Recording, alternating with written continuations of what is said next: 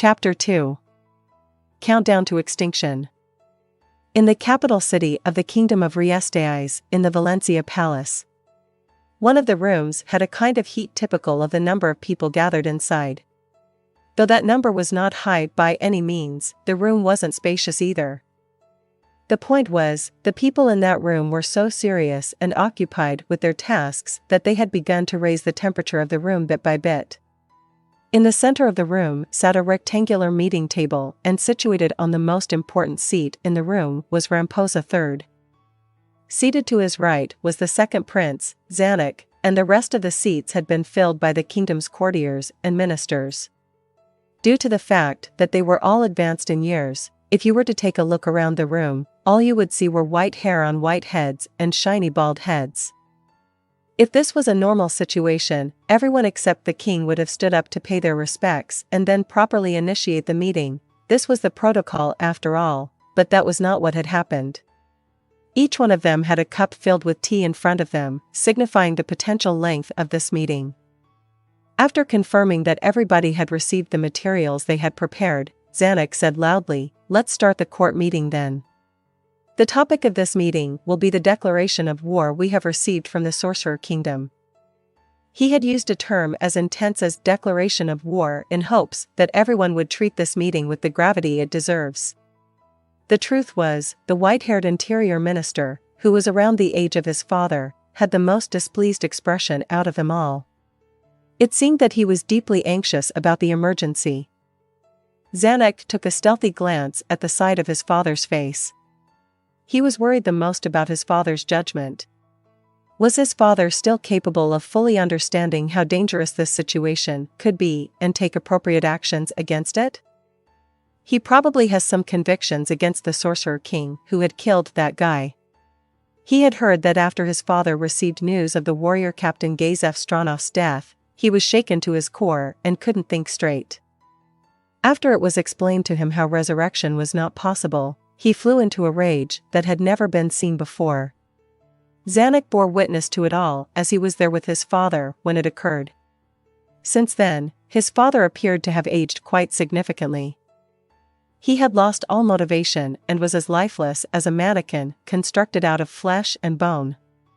Would his father, who had been traumatized this much, be able to make a calm judgment against his sworn enemy, the Sorcerer Kingdom? "It'll be up to me then." Zanuck felt uneasy, so he took a peek at the ministers. The topic of this meeting was something that was delivered to them days ago by an envoy from the Sorcerer Kingdom, an official document that bore the royal seal of the Sorcerer Kingdom. The content of the document reads, "A grain convoy meant to serve as humanitarian aid from the Sorcerer Kingdom to the Holy Kingdom had been taken by force by a citizen of the kingdom. We deem it a hostile action against the Sorcerer Kingdom and hereby declare war on your country." The document also bore the seals of other countries that approved of the Sorcerer Kingdom's actions. As of now, the envoy was staying within the capital, waiting to deliver the kingdom's response letter back. Given that this was an official communication between countries through documents, it would not have been unusual to give the other side a week or two to respond. Even then, for them to reach consensus on a response, finish their preparations, complete investigations, etc., would probably take them more time than they have on hand, even if they were to rush through every process.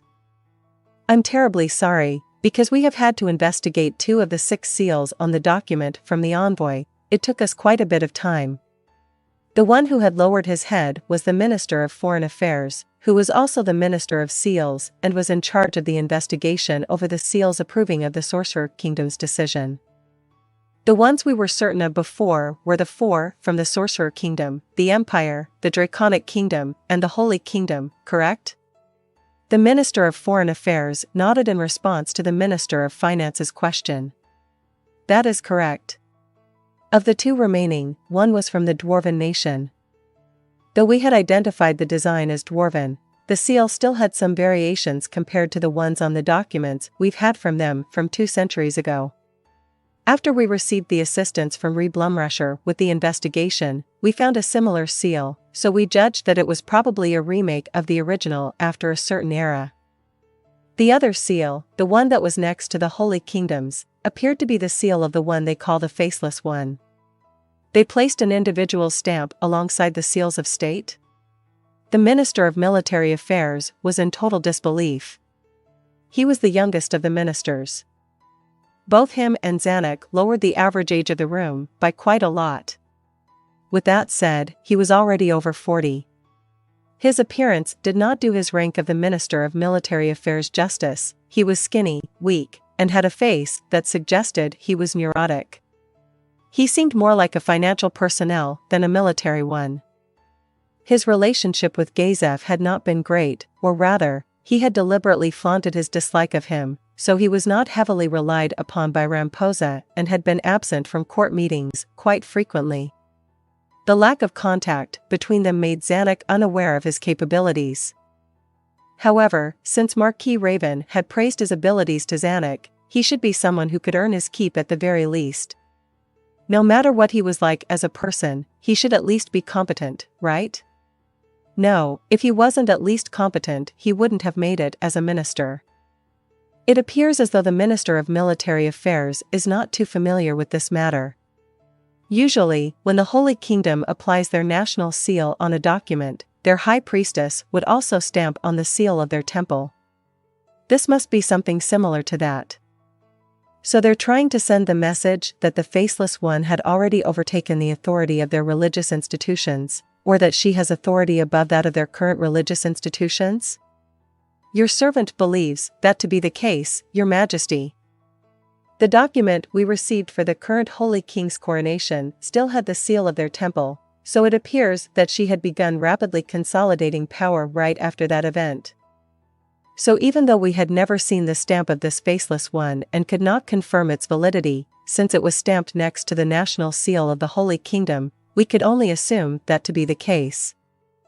Other than the Council State and the Theocracy, most countries have approved of and joined the Sorcerer Kingdom's condemnation of the kingdom.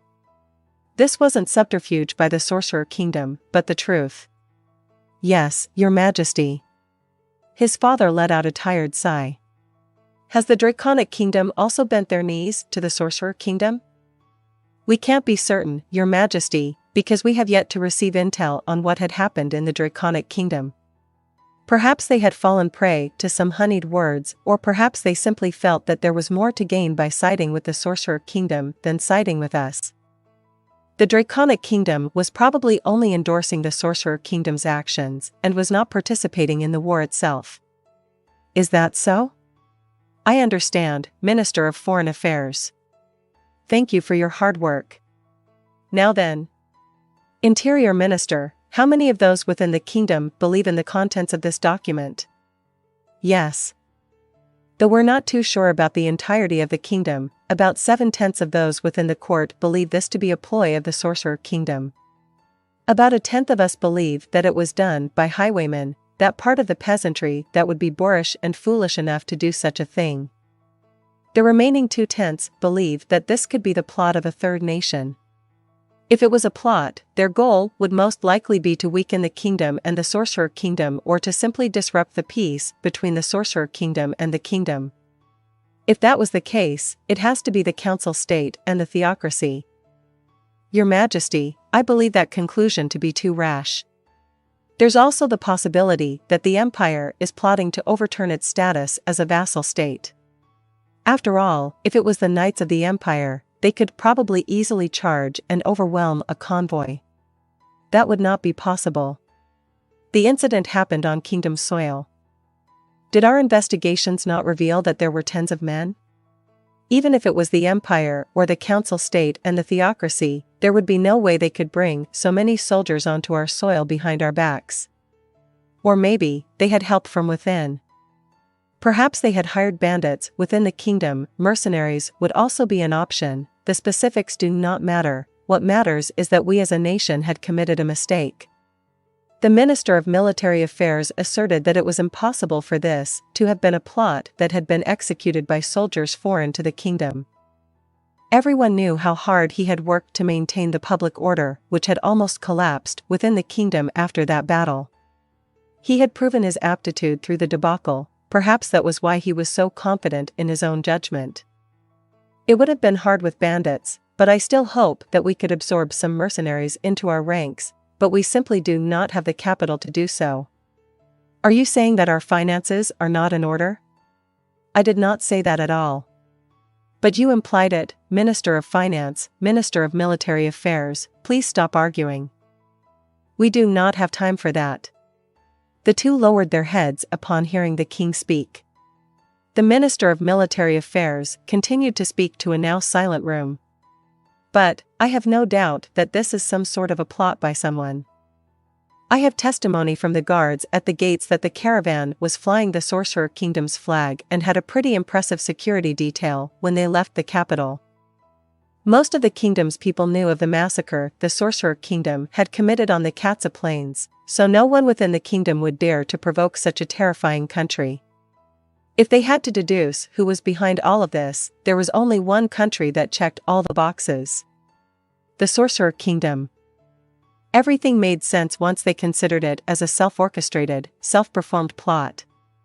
They probably had ordered the caravan to burn or dispose of its cargo, or maybe they plainly did not load those wagons up in the first place, and made up the excuse that they were attacked by some non-existent entity. It was hard to imagine a more plausible explanation. Zanuck, though not much time has passed, how much progress have you made on your investigations? Actually, I have already found out who had started this incident. The courtiers all had shocked expressions. It's just that was what made it difficult. We had doubts about it being a conspiracy precisely because it was so easy to find the culprit. Would you be so kind as to give me a bit more time? Of course, we have to investigate the exact details of this incident, but given the situation, any amount of intel would be helpful. Can you report on what you have figured out, what you are absolutely certain of? As you wish, my king.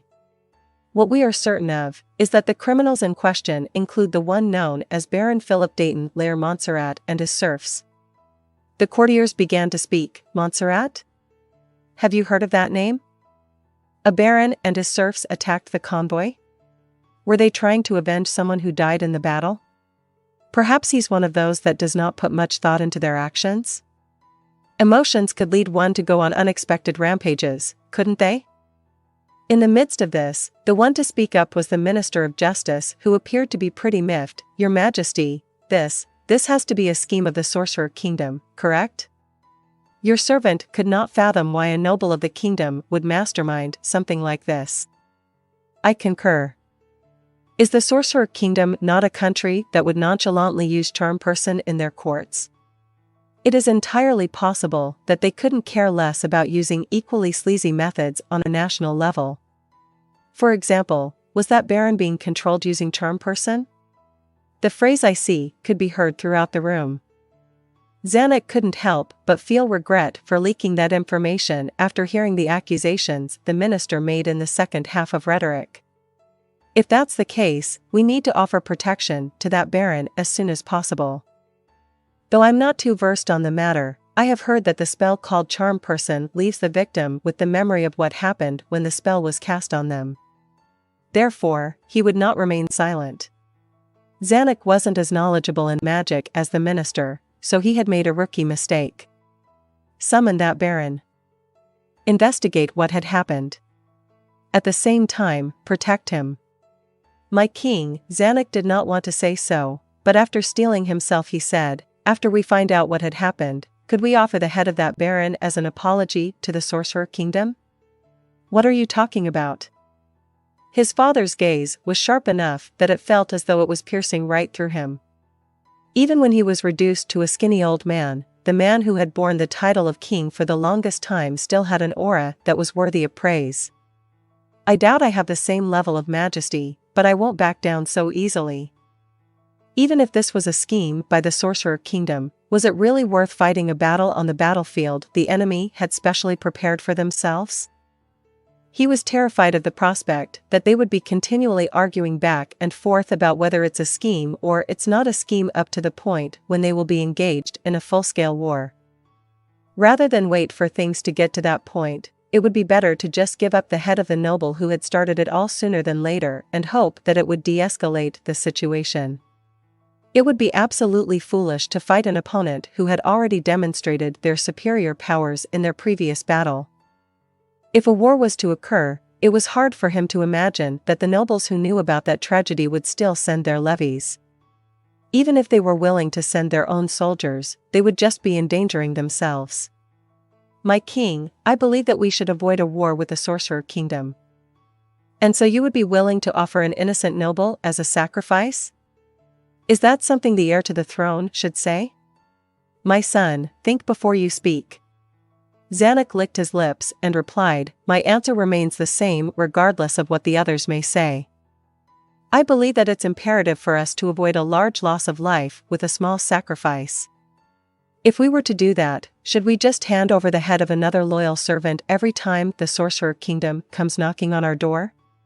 Do you understand that simple logic? I understand, but father should have seen the tragedy of the Katsa Plains, which I had not. Would you still risk conflict with the Sorcerer Kingdom with that in mind? His father let out a sigh and curled his lips into a straight line. Zanuck pressed home his advantage by following up with, I am against the idea. Allow me to repeat myself, I believe that a war with that kind of country should be avoided at all costs, even if we have to sacrifice an innocent noble. His speech was hardly fit for the heir to the throne. He might get called weak behind his back and lose the loyalty of a few courtiers because of this, but Zanuck believed that this was the only path through which the kingdom would survive. Your Majesty. Your servant supports His Highness' proposal, too. The one to agree with him was the Minister of Internal Affairs, but he was about to add on to Zanuck's proposal, Your Majesty, your servant understands your desire to protect all citizens. So how about we just become a vassal state of the Sorcerer Kingdom? The courtiers began shouting, what are you talking about? Have you lost your sense of honor? And so on. Upon hearing what the Minister of Internal Affairs had to say, the minister ignored them all with his gaze affixed towards Zanuck's father. Faced with a suggestion that had branded the suggester a traitor, his father gradually let out a smile. That, I especially cannot do. That would be akin to betraying the loyalty of generations of people who had served this kingdom. How will we be able to face them then? I apologize to you, Earl. Thank you for your suggestion. Your servant did not deserve that apology. Zanuck saw that they were communicating on the deeper level through their gazes.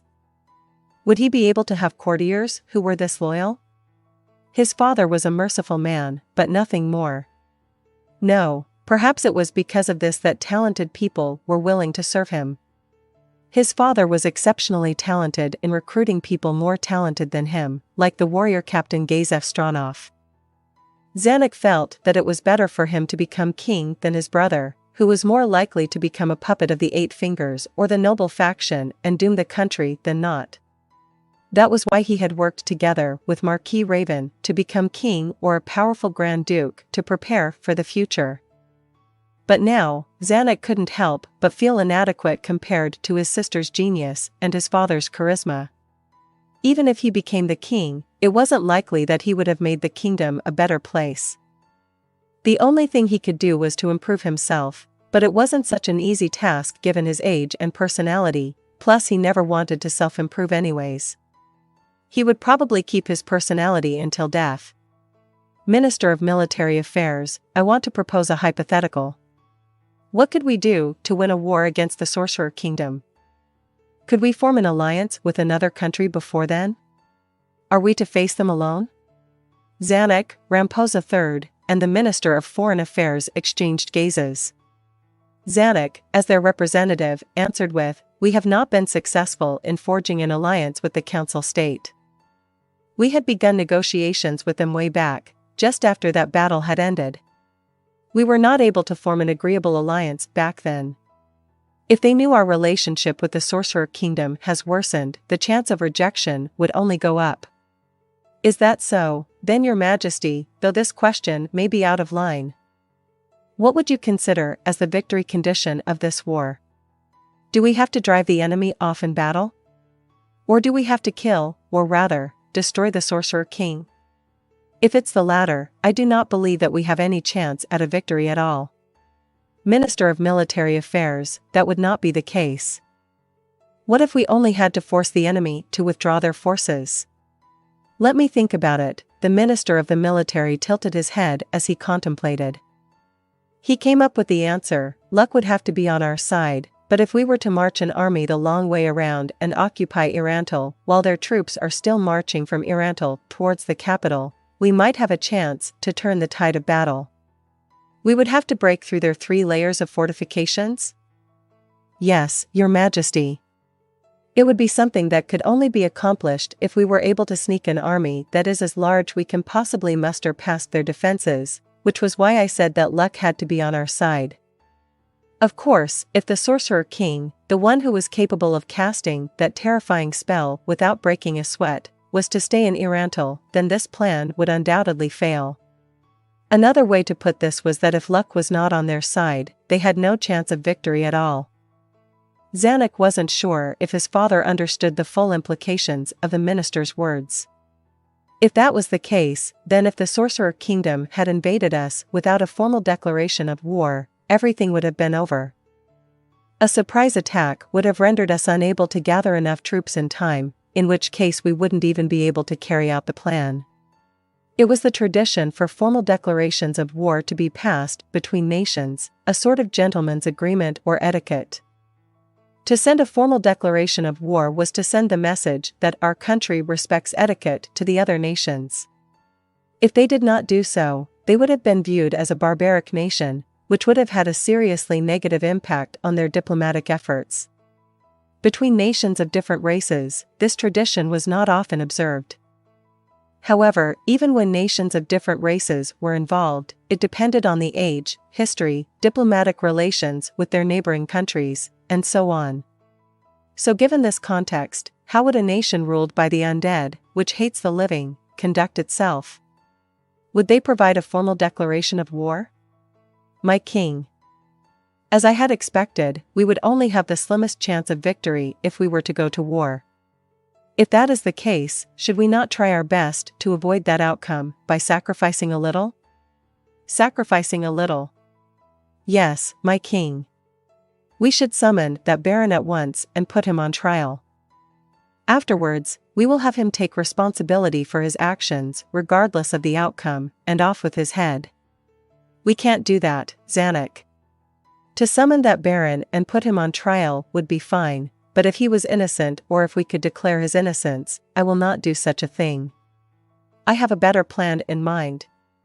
A better plan. What is it?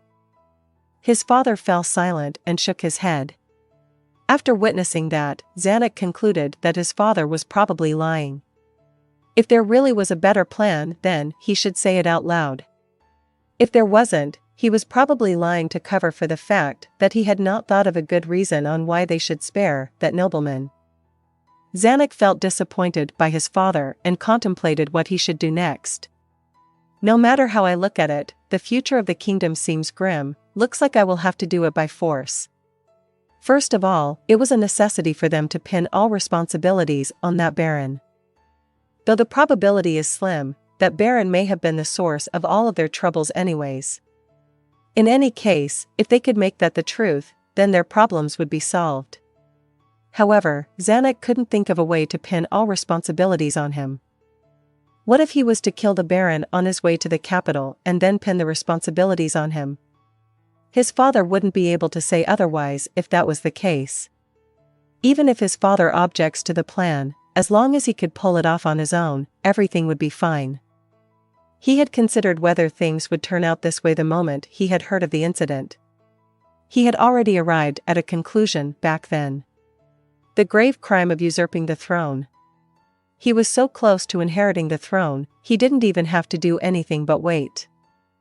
The number of disadvantages of doing what he was about to do was too many to count. The only advantage of this plan was that it solved the problem at hand. If that was to be the case, then usurpation might be a stupid idea on paper, but if he was to allow the status quo to remain as is, there would not be a kingdom to speak of soon. Zanuck had hoped that he could at the very least receive approval from the courtiers present. There was also a need for him to request the services of that man from his sister. Brain Unglaus was an indispensable part of his plan. If Brain was there, they would definitely have the upper hand in terms of strength. How frustrating. Why do I have to plan this out in the first place? If only the Sorcerer Kingdom did not exist. If only that freakishly powerful undead being did not exist. If not for the Sorcerer Kingdom, if not for its intervention with their annual battle with the Empire, though his brother may have become king already, the kingdom would still not be forced into the corner as it had been now. Zanuck cursed in his heart. And then, the sound of door knocks could be heard. Zanuck had a premonition. To interrupt a meeting this important, it must be an emergency. To be honest, the way they were knocking on the door was quite violent too. Issues of such importance were usually, no, they were definitely bad news. That was Zanuck's premonition. Zanuck, as their representative, gave his approval to let them in. A knight entered the room in a panic, just as he had expected. A forerunner from the Sorcerer Kingdom has just notified us that their Prime Minister, Albedo, will arrive at the capital in less than 2 hours. In their previous communications, the title of Guardian Overseer did not make much sense to them, so they had apparently switched her title to that of the easily understandable Prime Minister. Did the arrival of a person of such caliber confirm his apprehension? No, wait. His premonition was off the mark. This wasn't bad news, but the worst news. So, for what purpose has she come for? The envoy who had brought the official document was not inside this palace. Though he had wanted it to linger within the capital, they did not have the courage to let an undead creature stay with them. This was why it was currently staying within a mansion in the nobility's portion of the city. They had stationed guards around the mansion under the guise of protection. The perimeter was so tightly guarded that not even a slime could make it out without them noticing, but the envoy had apparently yet to contact the Sorcerer Kingdom. Could they have been communicating through magical means? Or did they plan to visit the kingdom even if the envoy had not returned? Also, they had not sent the forerunner before they had departed, but rather this late into their journey. What for? With that said, it doesn't seem as though they're here to declare war. If they were here to declare war, they would not be sending their second most powerful official into territories where they were uncertain of what could happen. As an envoy from a foreign nation, the kingdom would not dare harm her, though she might have that naive idea. However, from Zanuck's perspective, she did not appear to be the kind of person to wander into territories she knew would be dangerous to her. Grant her an audience. Prepare the throne room for an appropriate reception immediately. Yes, Your Majesty. The knight left the room upon hearing his father's orders. Usually, even if a foreign dignitary was to come to the capital, it wasn't as though they would be granted an audience with the king on the same day. But, given their current situation, they couldn't just tell the Prime Minister of the Sorcerer Kingdom things like, "You will be granted an audience in a few days." Everyone, I apologize, but can you all switch to more formal attire and gather in the throne room? Upon hearing their king's request, the courtiers, including Zanuck, lowered their heads. The throne room used for audiences with envoys wasn't too large, but to prepare it so that it was adequate enough for dignitaries was still a sizable time commitment. However, since the guide they had sent was quite slow, this wasn't a deliberate move by them to buy them more time. They had just enough time to prepare the room and gather the courtiers who were now clothed in ceremonious attire before the Prime Minister of the Sorcerer Kingdom, Albedo, arrived. The smell of the freshly cut flowers began to permeate the room. To Zanuck, it all just smelled grassy, but Renner would probably put it as, Aniissima probably just has a stuffy nose, or something similar. He felt that fresh flowers were unnecessary given that everybody was wearing some sort of perfume, but he understood that there was a certain beauty to the sight of blooming flowers. If that was the case though, why couldn't they just use fake flowers? Well, since there was no precedent for that, the use of fake flowers could give envoys the wrong impression that they weren't welcome there. That would be troublesome. Every race had comparable acts of etiquette, yet the same action could be interpreted differently by different races. So how did the Council State, which was home to various non-human races, manage this issue?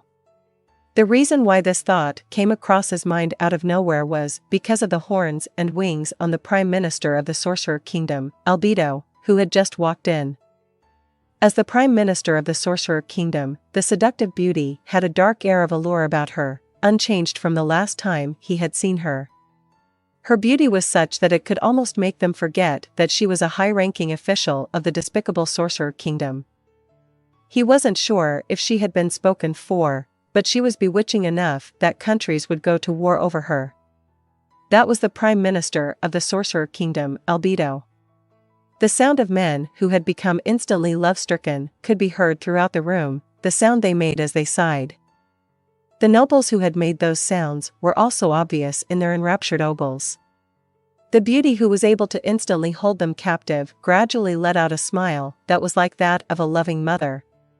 Perhaps no one else in this world could produce such a charming smile. Though Zanek's sister was also considered a beauty, he thought Albedo's beauty could even outshine hers. The only odd aspect about her was her gown.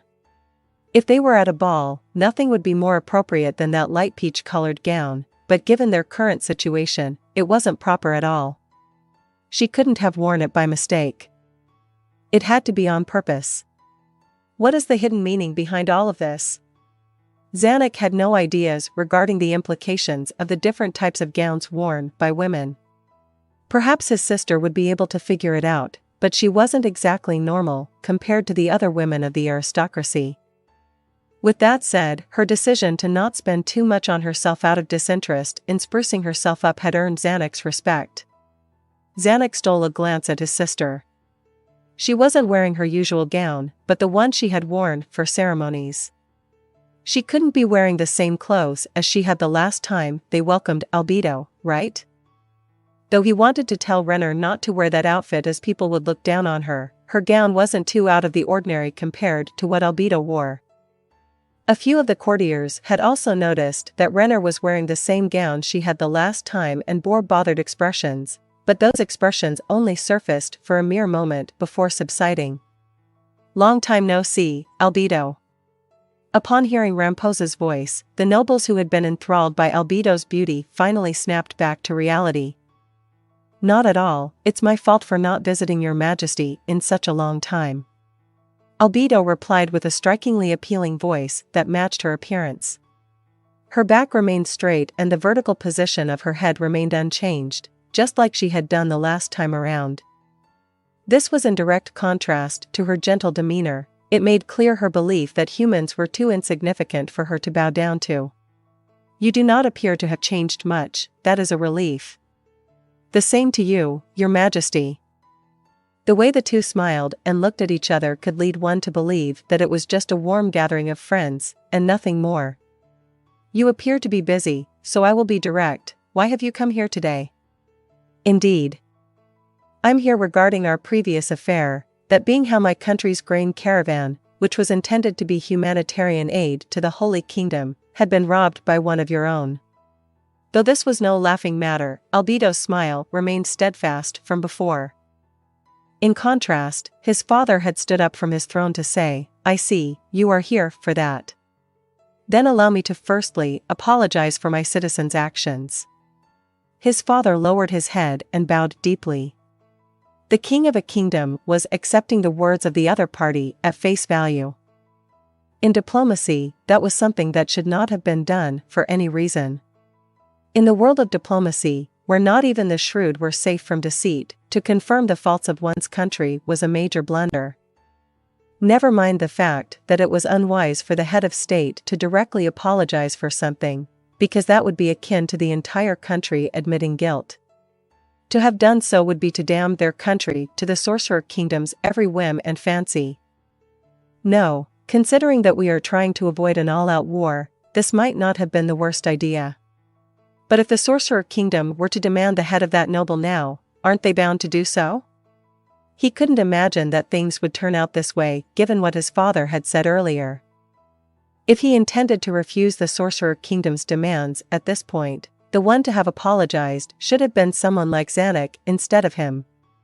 After all, the difference in the weight of a head of state's words and his son's was worlds apart.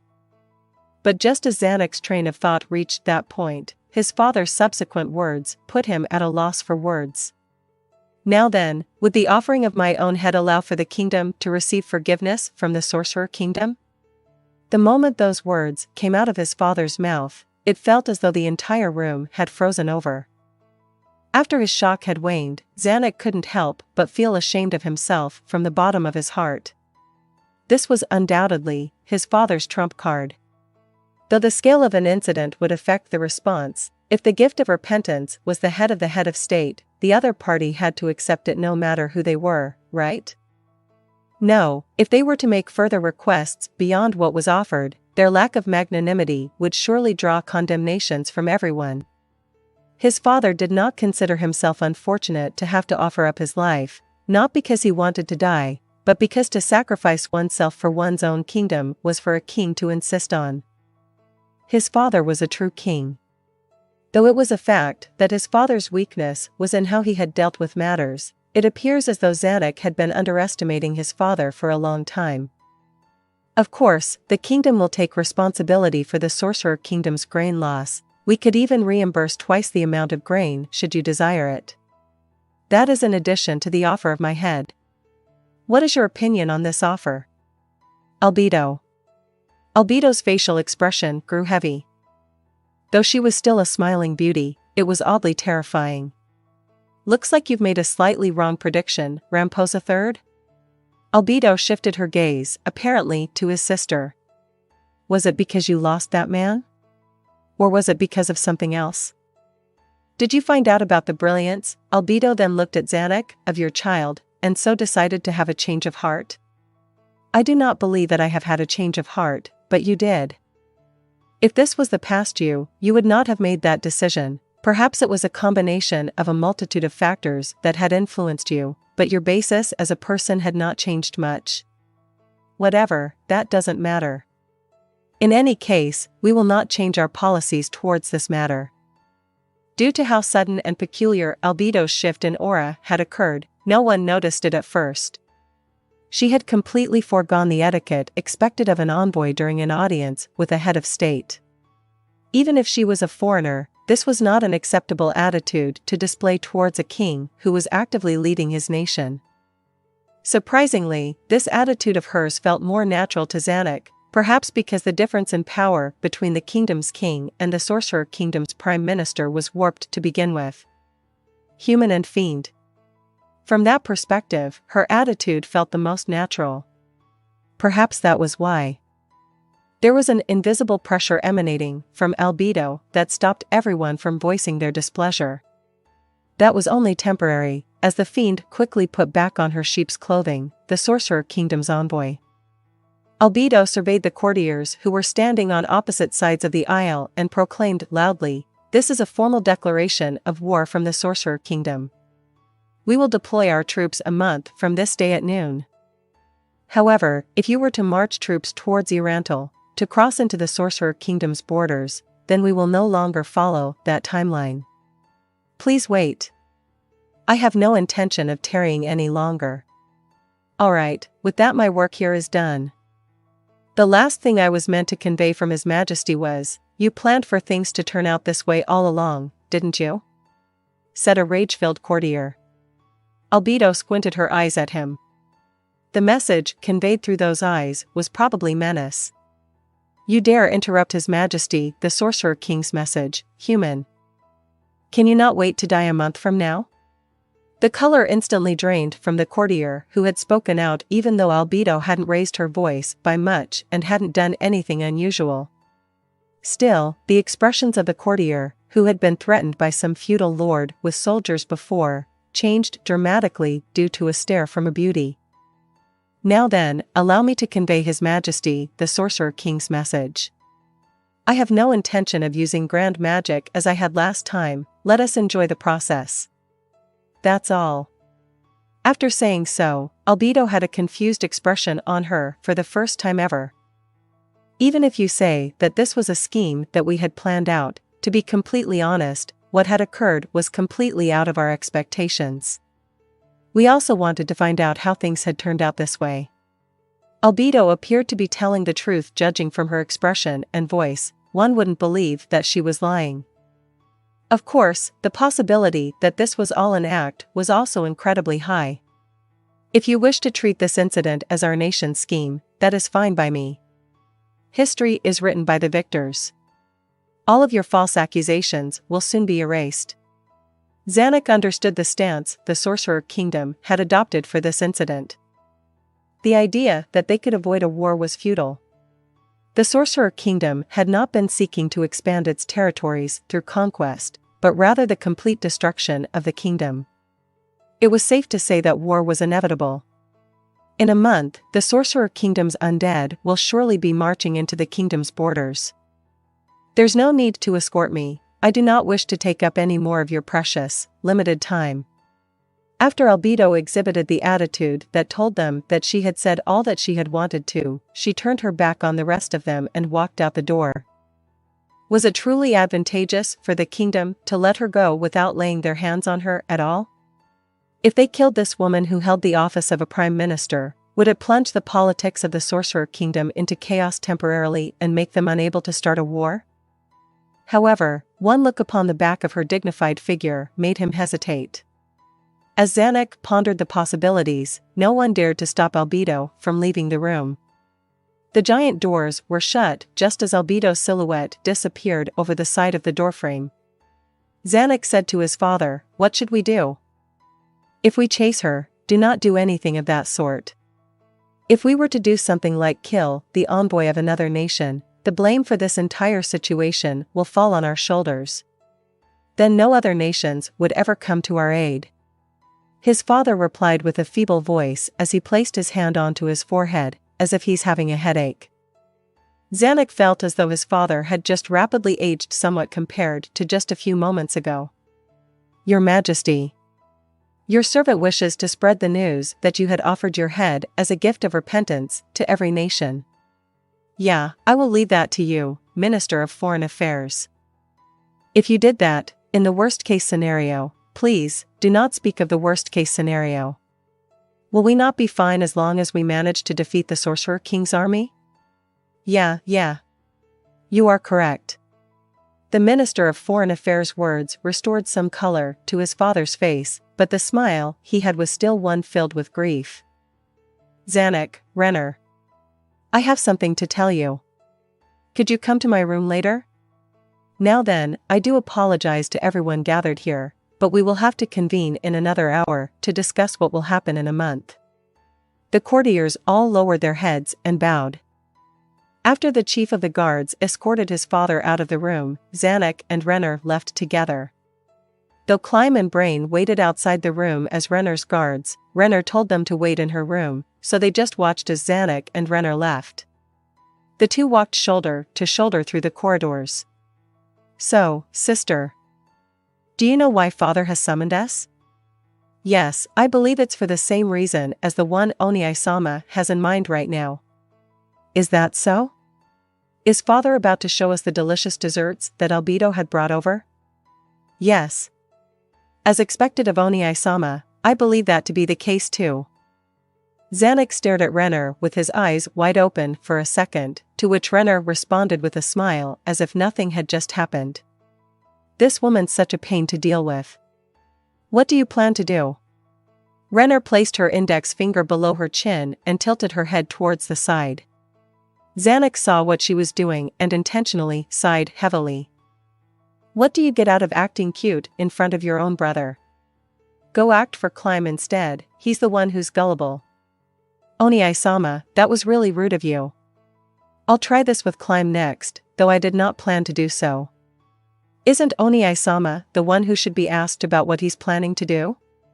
"Me, I want to run away." "But that wouldn't be possible.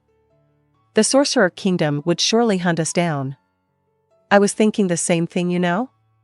For a woman who wished to marry a man whose social status was far from hers and had intentionally partnered up with Zanuck, that reply was too straight. Zanuck had thought that Renner would be the type to value her survival more and would have planned to leave the palace by tomorrow or something. Perhaps she too understood how impossible it was for them to escape from the grasps of the Sorcerer Kingdom, and thus snuffed her desires to do so. Zanuck stole a glance at Renner but could not tell her feelings on that matter through her expressions alone. After the both of them had entered the room, the first words from their father's mouth were just as he had expected. Zanuck, Renner. Leave this place at once. You are only just the prince and princess of this country, there is no need for the two of you to die alongside it. The two of them looked at each other and answered in unison that they did not intend to do so. The expression on their father's face was bittersweet. Is that so? But there is still time. If you two change your minds, tell me immediately. Though he did not believe that his intentions would change, a man's mind was most prone to falter. Zanuck gently nodded his head towards his father. Renner, who was beside him, did the same. The children, upon seeing that Brain had returned, ran towards him. "Osan, you're back. Osan, Osan." The 10 children surrounded Brain, 9 boys and a girl. They were all orphans. Brain had taken those who he had believed to have some sort of potential, allowed them to live with him, and was training them in the art of swordsmanship. Because they grew up in a rough environment, they fully understood the importance of violent force and were able to keep up with his harsh training regimen. Having said that, they were still just children, so Brain was still unsure if they could meet his expectations. Surely if they continued to train like this, they would be able to, at the very least, reach Climb's level. The children stunk of sweat, but it wasn't offensive to Brain. After all, he would be the same after training. This was proof that the children had been working hard. You guys. Are you done with practice? Break, I've practiced so much, my hand, because they all responded at once. It was hard to fully understand what they were trying to say, but they had completed their practice, that much he did understand. Now then, go take a break. Remember, I told you guys that breaks are part of training too, right? The children agreed in a cacophony of noises. I'll practice with you guys after a while. Do not tell me that you're too tired to practice by then, do you understand? The children, once again, agreed in a cacophony of noises. Good. Remember to also fill up on water. Also, don't forget to fill up on salt just because you have been sweating so much. A few of the children said we get it already or Osan so naggy, but the majority of them replied that they understood. Good, now go. Right. Before you go, where are those two? The oldest of the bunch, their representative, told him, in the backyard. Brain responded with an "oh," bid goodbye to the children, and walked towards the backyard. The children returned to the house to dine on the food and drinks they had received from the elderly couple who had been expecting them and to probably take a nap afterwards. Good exercise, good diet, and good sleep. That was how excellent muscles were built. Brain nodded his head in satisfaction. You made me wait for so long. A woman's voice called out as Brain entered the backyard. I'm sorry. I had to prepare in advance to accompany Her Highness the Princess on her meetings with the nobility, merchants, and so on, so I was a bit late. There was a man and a woman there, who had been instructing the children before he arrived. The woman who was speaking to Brain curled up her hair into the shape of a bun, apparently a hairstyle that was called mege in the south. Her appearance, rather than being what one would usually consider beautiful, gave off the impression that she was icy and acute. She wasn't too tall, perhaps a bit shorter than most women her age. The other person there, the man, remained silent. Though he had an indifferent attitude which could make one think that he was unhappy, that was not the case. He raised a hand as his form of greeting to Brain. He was just not apt at expressing himself. Brain had actually heard him talk quite a few times in the past, but his voice was as quiet as an ant's. The man wasn't too tall either. He had short legs but was otherwise physically fit, but if a rumor were to spread that he had dwarven heritage, he wouldn't have much in the way of a proof against it. The two were both counted in the 6 great disciples of the dojo of the swordsman known as Bestercroft D. Laufen. Brain had his reservations on how they taught. In his mind, his practical swordsmanship training was more useful than their performative swordsmanship practice. Compared to waving air around for a few hundred times, training with a real sword, even if it was a mock sword, was much more effective. Brain believed that his method would allow one to gain more muscle memory than simply exercising one's body. However, this was a good way to allow them to learn the techniques first and build up a foundation solid enough that they would be less likely to die in actual combat. It was hard to say definitively which side was right or wrong. Though they all had gained strength, they had completely different ways of living. It would be troublesome for Brain if the children die in combat before they even had the chance to fully realize their talents. That was why he opted to have the children train with the two, while passing down his own experiences. As a result, the children's training regimen had become harsher. Were their accommodations finalized? Yup, they were finally finalized. They're scheduled to travel northwest, with a group of merchants operating in a city close to Council State. The woman frowned a little. It's been 2 weeks since the Sorcerer Kingdom declared war on us, but there hasn't been news of either country's armies mobilizing. According to some rumors I've heard, the Sorcerer Kingdom only wants to force the kingdom to back down in some negotiation and does not actually want to fight a fool-in war. If that was true, wouldn't that render Mr. Unglow's efforts in vain? Would that Sorcerer King really do such a thing? If Brain had not met the Sorcerer King in person, he would have believed that this was just a negotiation tactic too. But as a witness to that tragic battle, it was hard for him not to doubt that the Sorcerer King was plotting something. Perhaps he was preparing to cast that spell again. Had Brain's uneasiness spread to her? The woman spoke in a hushed tone. Mr. Unglaus had met with that Sorcerer King? Not only have I met him, I bore witness to his duel with Gazef. I still don't know what happened to Gazef till this day. Her gaze shifted towards Brain's waist. Sheathed by his side was one of the treasures of the kingdom, the razor edge. This was something that was granted to him when the war was declared, even though he had turned it down on numerous occasions. To Brain, this sword was too heavy of a burden for him to bear, so he treated it as something that was entrusted to him for safekeeping only. He did not intend to unsheath the sword. Though this sword was like a hot potato that he would rather pass on to someone else, if that person could not match Gazef Stranov's abilities, he did not intend to just give it away so easily. A duel with Mr. Stranov? She stopped herself before she could complete that sentence. Perhaps she wanted to say something along the lines of, I wish I was there to witness it too. Brain did not think too much of it, after all she was a warrior too. To wish to bear witness to Gazef's duel was natural for them. No, it was more appropriate to say that he wanted her to witness it too. He had just said that he still could not figure out what had happened during that duel, so if someone else could explain it to him, that would be best. I think the Sorcerer King is plotting something, but I'm not sure what exactly he is plotting. I don't have a basis for that thought after all. My instincts are blaring alarms right now, and I tend to trust my instincts without question. If it's the warrior instincts of someone like Mr. Unglaus, then it just might be true. I'm not too sure on the specifics. Anyways, we have to get these brats out of this place as soon as possible. Even if I die, they could still make a living for themselves with the swordsmanship I've taught them, even if it's not that significant of a skill. Actually, our sensei had told us the same thing as Mr. Unglaus, that the Sorcerer Kingdom is plotting something in the dark. So, when the children are to be sent away, the woman looked towards the silent man next to her. Could you request that he go along with them? What? Would he do that? He glanced at the man who gave him a silent nod. He appeared to be annoyed, but that was probably not the case. It wouldn't be inaccurate to say that this man was patient with children. Though all of the 6 great disciples had been here at some point, the one the children liked the most out of them all was him.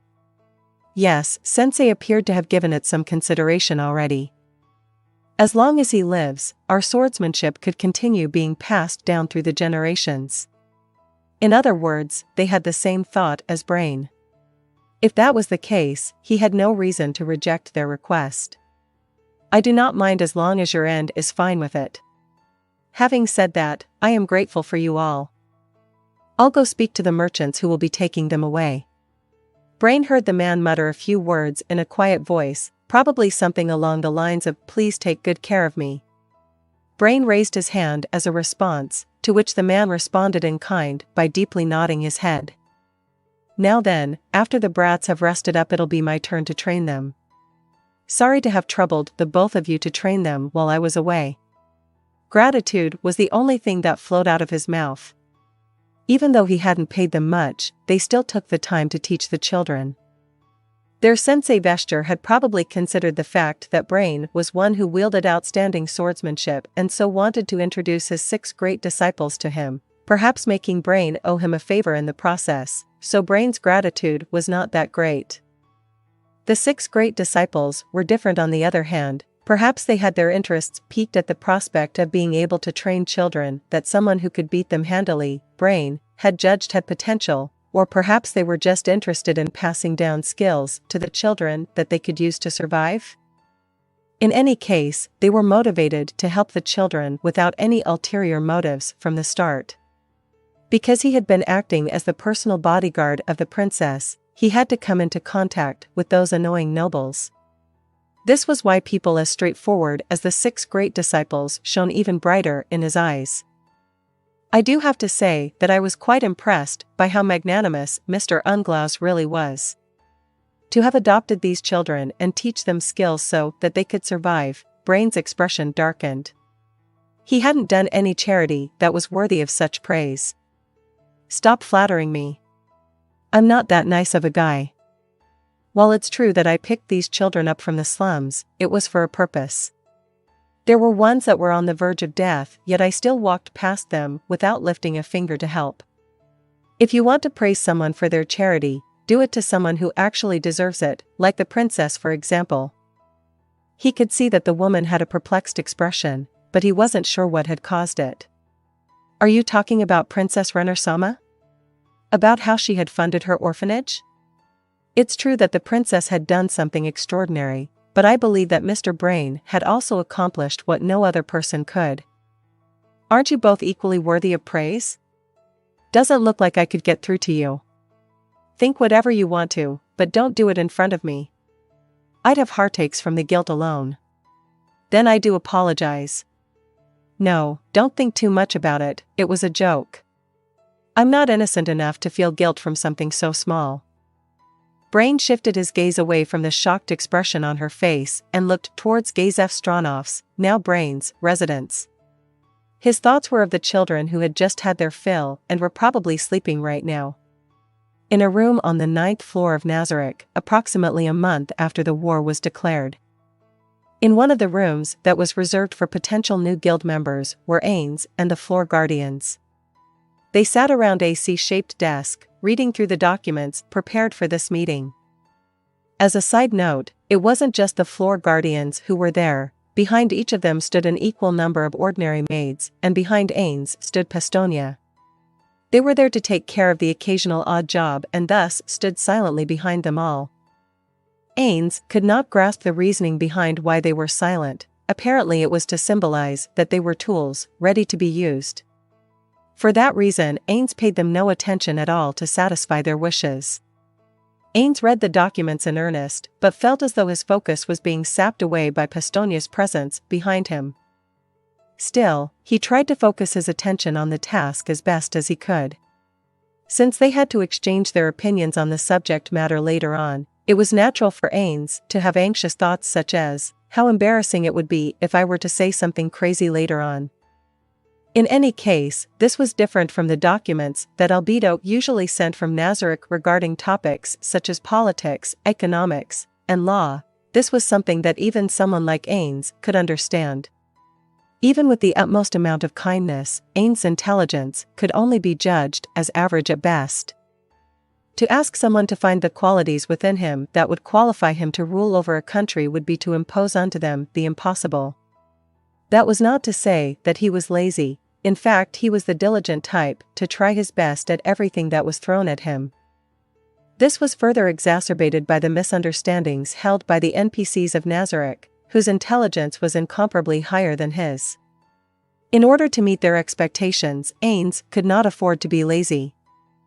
At first, he was doing so out of his desire to keep the NPCs loyal, but now it was more out of his desire as a father figure to not disappoint his children. It had come to a point where he was reading books on self-development and business.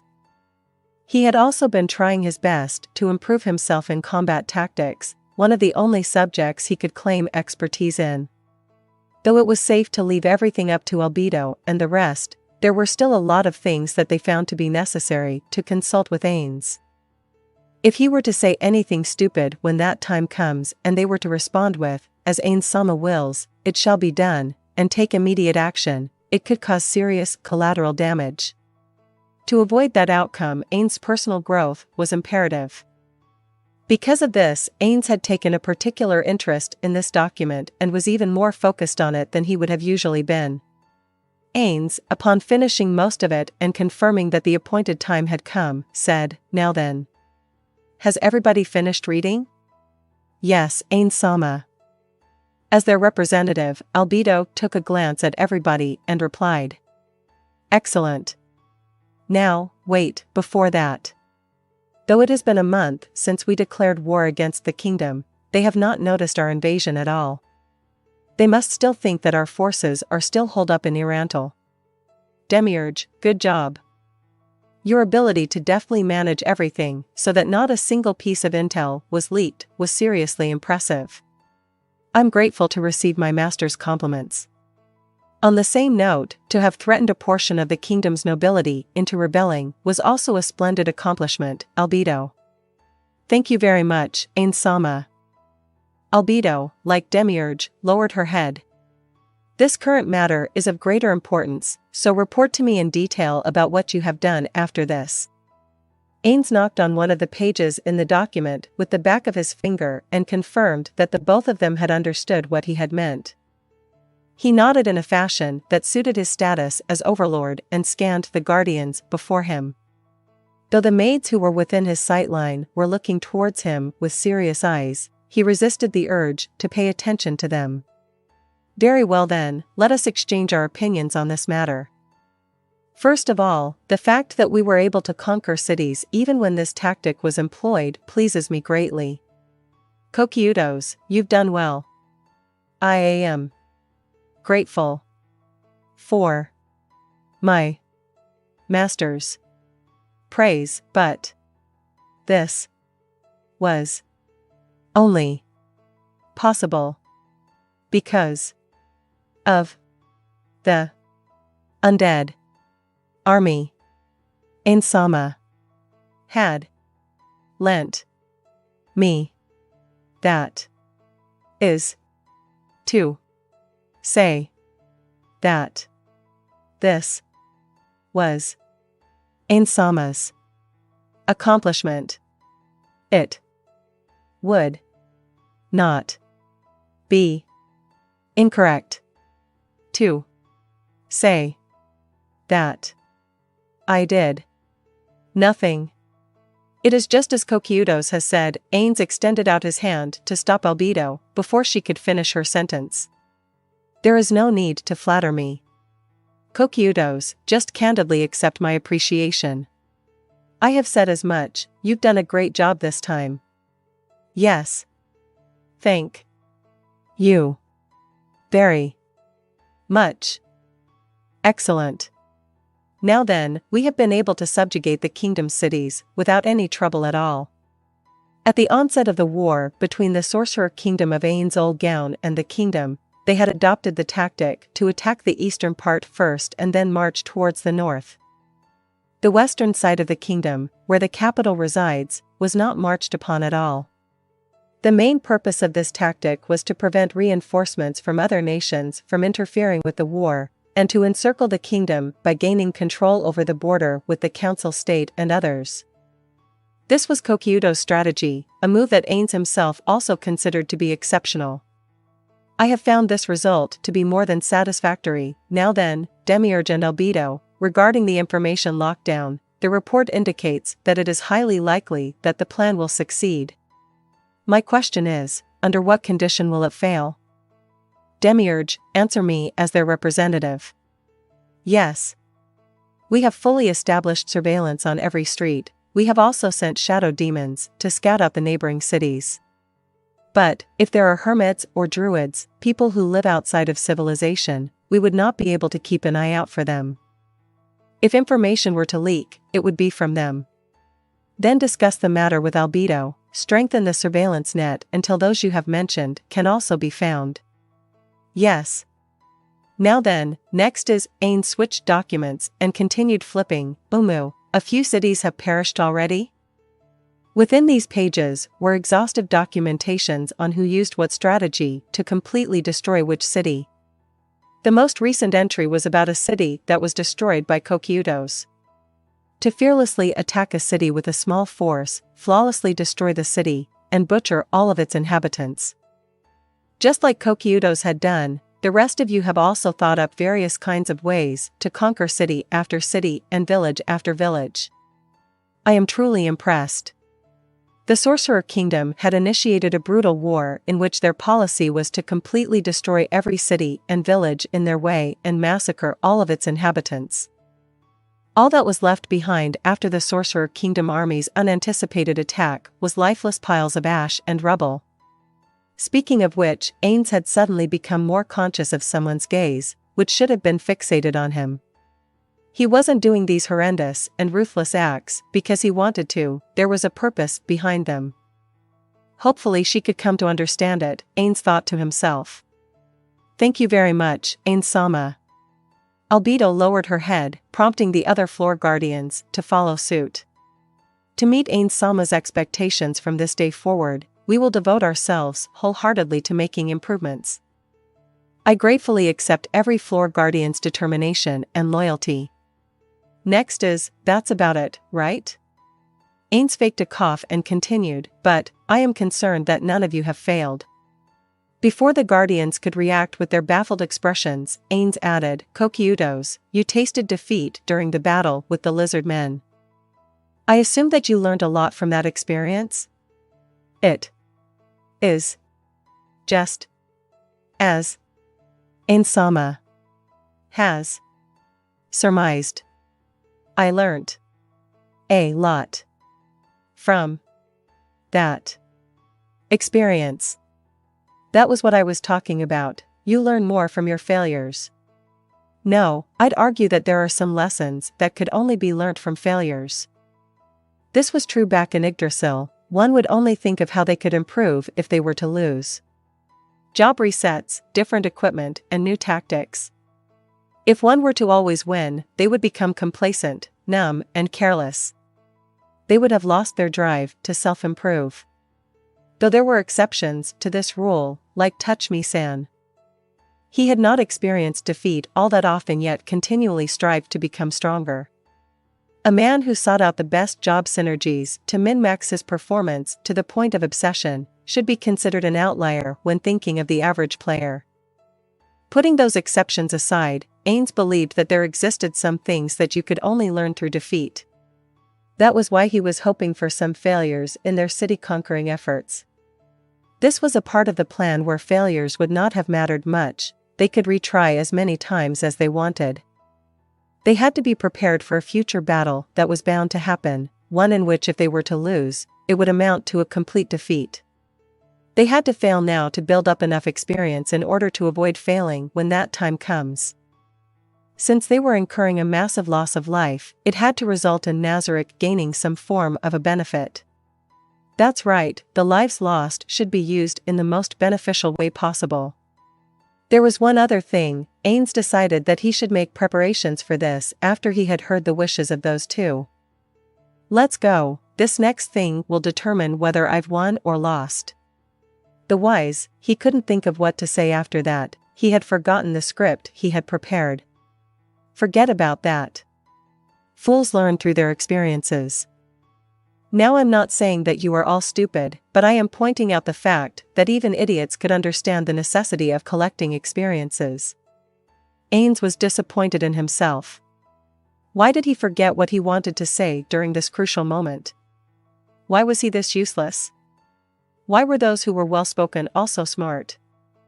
How were they able to spew out the words and phrases they had learnt non-stop?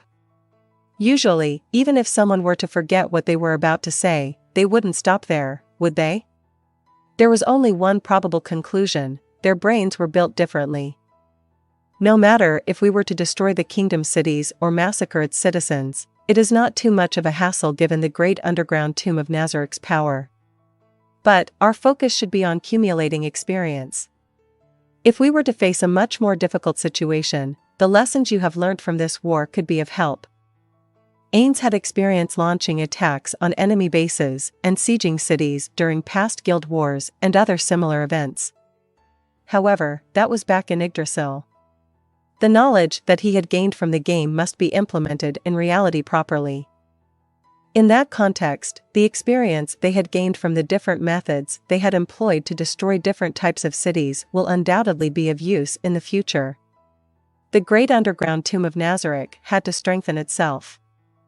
The belief that Ainz Ooal Gown and the great underground tomb of Nazaryk were the only guild and guild base in this world was a naive one. Ainz exists in this world, therefore there must be other players and guilds in this world too, perhaps due to arrive in the future. To prepare for that future, it was a necessity for this organization to bolster its own strength. Indeed, it was imperative for all of them to have personal experiences in these matters. Ainz continued on to the Guardians who were intently listening to him. Speaking of our current situation, I could feel that the burden of responsibility has been growing ever so heavier on every floor Guardian. At the same time, the number of people like you who I could entrust these jobs to are far and few between. The floor Guardians, excluding Victim, were all strong level 100 beings that could give Ainz a run for his money. The area Guardians, with only a few exceptions, were all weaker than the floor Guardians, so Ainz felt uneasy at the suggestion of bringing them outside, where there could be strong enemies. This was why the number of tasks given to the floor Guardians had been increasing. However, if we were to keep up the status quo, multiple issues will begin to surface. When the Sorcerer Kingdom of Ainz Ooal Gown has come to subjugate a vast enough territory, the area Guardians will take up responsibility for a wide range of tasks. Perhaps a day will come when even the management of warfare will have to be delegated to someone. That is to say that our master wishes those who are without experience to have a personal history of their own, correct? Demiurge started spouting unintelligible things again. But what he said about forming a history of their own more or less hit the mark. It sounded pretty cool too. That's correct. It is just as you have surmised, Demiurge. Though he did not feel as though it could be conveyed properly, Ainz still smiled while using his practiced what a no-nonsense ruler would sound like voice. Speaking of which, normally if he were to hear himself using that voice through a recording he would not be able to stand the amount of cringe he felt, but he didn't really think too much about it now. After all, he felt that his emotions would get suppressed quickly if he had imagined the voice that he was using. Anyways, Demiurge's history idea was a good one. They had gained the knowledge of various types of methods to siege cities during this invasion against the kingdom, and they should record all of it down in a book or something. With the area Guardians as their focus, the denizens of the great underground tomb of Nazaryk should be able to gain some knowledge through these shared experiences, right? Of course, as the saying goes, a picture is worth 1,000 words. Those who had experienced something firsthand could learn more from it than those who had only heard about it afterwards. However, he felt that they would not be able to have many more opportunities like this one. Now then, floor Guardians, from this day onwards, try to come up with as many unique strategies to siege cities. Demiurge and Albedo, both of you are far too brilliant for this, so just listen and note down the others' proposals. From my perspective, up till now, Shaltir has been the most creative in her strategies. Is Ainz Sama talking about how I used the frost dragons to drop soldiers in from the sky? That is correct. I believe that it was because I had entrusted Shaltir with all the transportation-related tasks that she was able to come up with that idea. With this tactic as the basis, we could organize, what was it called again? Paratroops? To be able to organize something like that isn't bad at all. She had not just used the dragon's breath for hit-and-run tactics, but to drop soul eaters from 500 meters above into the city. The Soul Eaters would heal themselves, then rampage through the city killing masses with their aura. Even if it was Soul Eaters, to drop them from 500 meters up would inevitably incur some damage. In this world, acceleration due to gravity did not seem to be affected by air resistance, so one's freefall velocity could increase infinitely. That may or may not have been the case, but Ainz did not want to spend the time and effort on that kind of experiment, so he did not have detailed information. Soul Eaters were able to activate an aura that consumed souls to convert them to HP, which meant that this strategy included a way to negate the fall damage taken by the units almost immediately. Though that plan was a failure in some aspects, but it was a good lesson to learn from for the future. Long story short, they were smashing through rooftops. Aura laughed as she read through the report, and Ainz did the same in his mind. Of course, they were not laughing at Shaltir's strategy, it was just something that they had not expected, but was so obvious in hindsight. Of the Soul Eaters who were dropped from above, an individual bounced off some pointed rooftops, flew off at an odd angle, and took more damage than they had expected. That was still better compared to the one who smashed through the roof, tried to ram down the doors, and ended up getting stuck. Of the 4 that were dropped, only one of them wound up immobilized. The sample size was small, but the rate of failure ended up quite high nonetheless. It would be best to conduct this experiment a few more times, we may be able to gain valuable data from these dropped troops. Yes. I will leave it to you then, choose a few cities to experiment on. As Ainz Ooal wills it, I will draw up and execute those plans immediately. The other details that caught Ainz's eye included how 300 elder liches were used to carpet bomb a city by synchronizing their fireball spells, and how assassins were sent to assassinate the head of a city, whereupon the invasion would commence whilst the city was plunged into chaos. These records on the methods they had used to destroy the cities were not just useful to educate the area guardians, but they were also useful as a study of what strategies an enemy could employ to invade Nazarick. Ainz sighed internally. Perhaps the Guardians thought that he was being too paranoid. If Nazarick was truly invincible, there would be no need to do these things, but that could not be possible. Absolutely impossible. This is to prepare for our inevitable fight against a guild that is as strong if not stronger than us. After Ainz had finished speaking, the Guardians responded that they would obey in unison. Now then, it is about time that we begin our next siege. Ainz glanced at Albedo. Because Ainz did not have eyeballs, most people could not notice that his gaze was on them. He'd had to turn his head to face them most of the time, but Albedo was perceptive enough to notice without him doing so. Albedo nodded in a manner that seemed to convey the message, it is just as Ainz Ooal has said. Speaking of which, Ainz Ooal, the number of troops we have deployed for this war seems to be scant. What is the reason for that? Ainz immediately froze up. He could not think up an answer to such a logical question. To be honest, he thought he would be able to hold the stage much better than he was right now. Demiurge and Albedo had not been raising any questions, he had hoped that Kokyudos and the rest would do the same too, so that's why. Because Kokyudos had experienced defeat during the battle with the lizard men, I had instructed him back then to think for himself. No matter how you look at it, the source of his misery was always what he had said in the past. Why? No, what he had said back then was correct. From the perspective of him wanting to strengthen Nazarick, his statements were fine. It was because of what he had said back then that Kokyudos could have the growth that he had today. Why did Ainz arrange for a number of troops that could not guarantee them victory? The explanation wasn't that complicated, but it wasn't one that he could just tell the floor guardians about. Why was that? It was because the explanation could bring about Nazarick's downfall. Ainz gulped down his non-existent saliva. He had remained silent for too long. He had to say something that would seem to make sense. Speaking of which, it was the same when we were storming the neighboring towns and cities. A small portion of the people were allowed to escape, right? What was the reason for that? Kokyudo's and Aura's questions were to be expected. Perhaps there are others amongst you who have had the same questions in mind. Ainz surveyed those in front of him to be met with every floor guardian nodding their heads. I see. Well, let us observe how our first battle will unfold. Afterwards, I will tell you the reason why.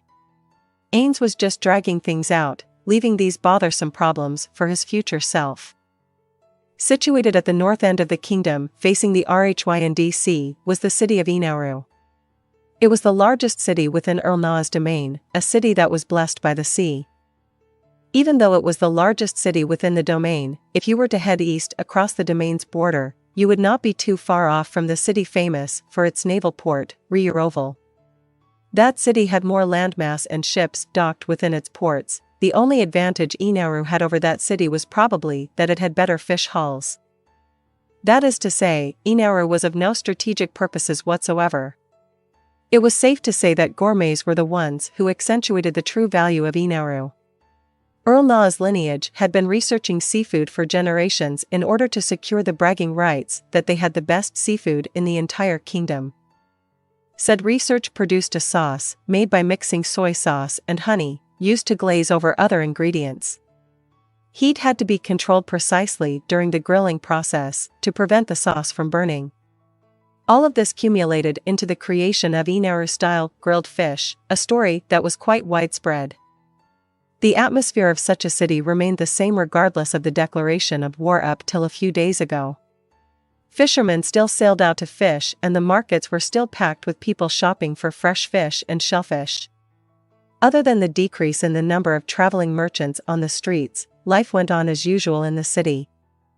It was inevitable that no one took any special actions.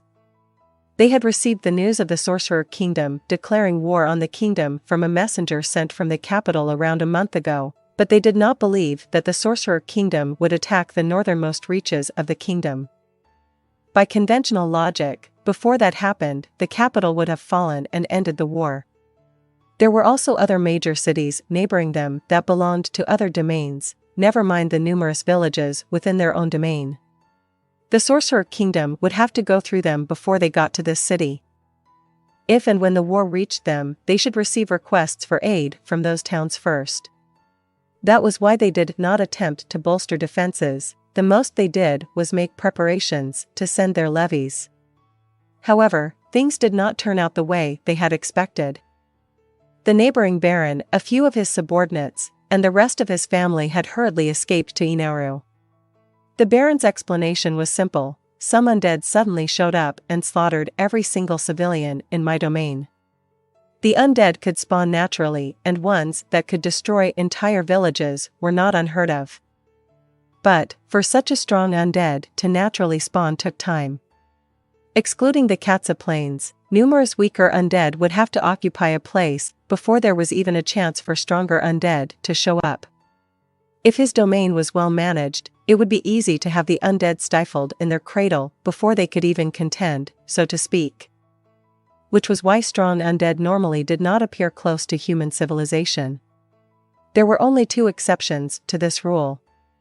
Either there was an evil magic caster who could control the undead close by, or that undead had traveled there from some faraway land. If that was the case, there was only one person that came to mind. Ainz Ooal Gown, the Sorcerer King.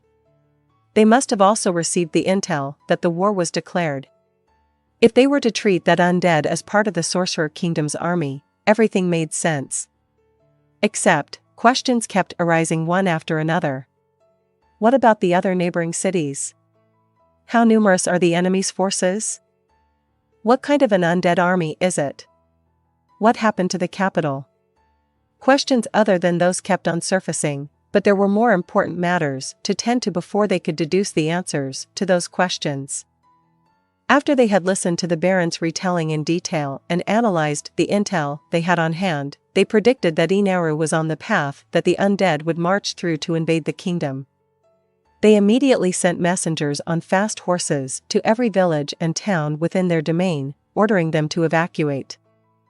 With the information they had, they could not tell for what purpose was the Sorcerer Kingdom's army marching towards such a remote port. Perhaps it was because the Sorcerer Kingdom was a landlocked nation and wanted to get their hands on a port city immediately, so they chose to attack such an unfortified place.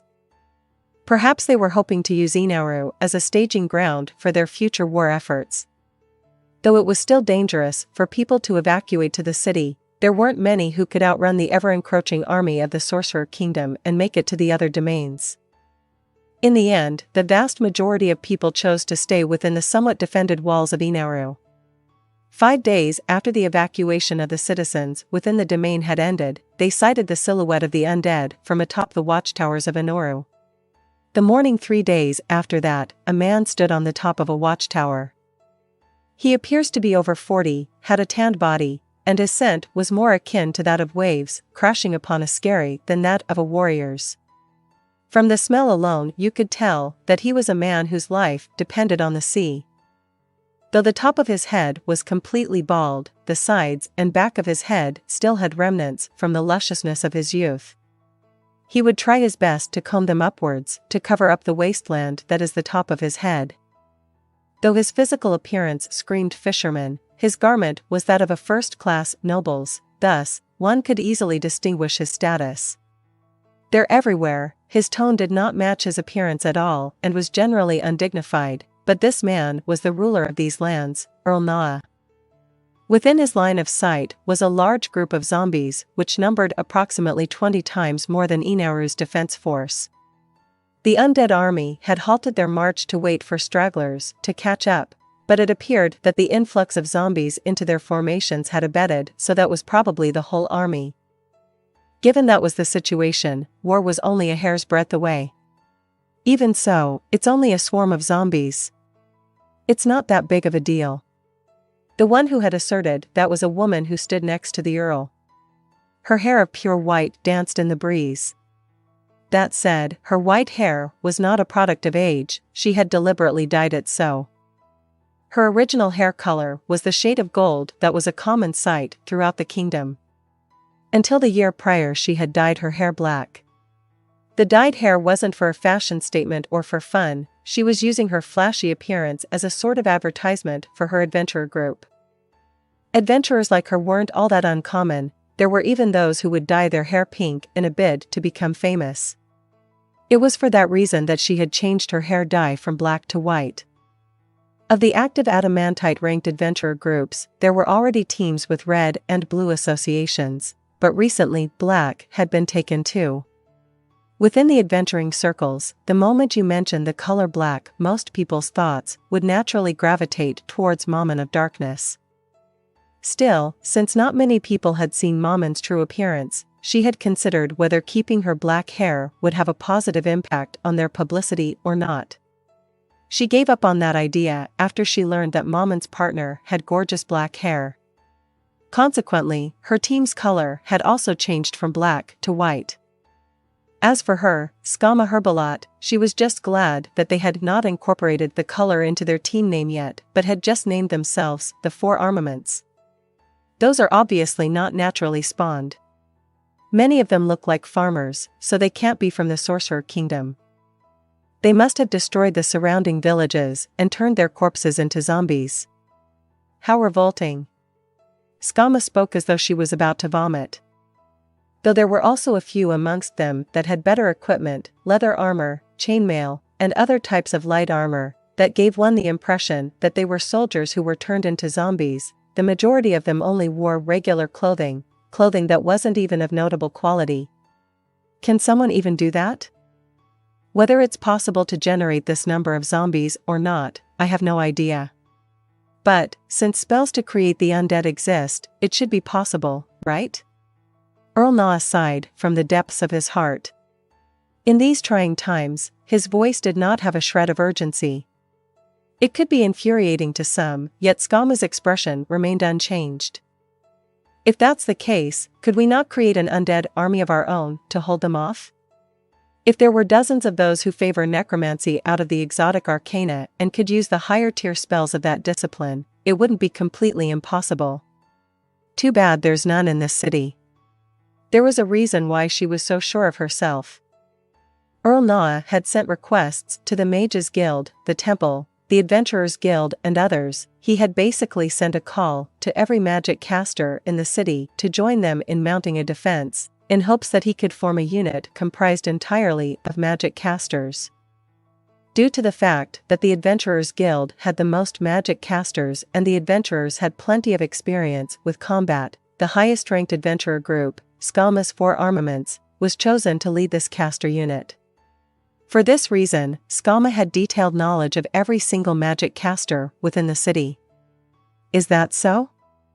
So, everything's going to work out, right? For 120 years, this city has never been sieged ever since its founding as a village. We really don't have much experience with that at all. This was not something the ruler of the city should be saying right now. Still, Skalma had not appeared to be angered by this. That being said, as usual, not an ounce of respect could be heard in her voice as she responded, "Everything will work out?" "I don't think so, Earl. If we can't think up a plan about this, everyone will turn into undead. Everybody's trying their best to help us, because they want to avoid that outcome."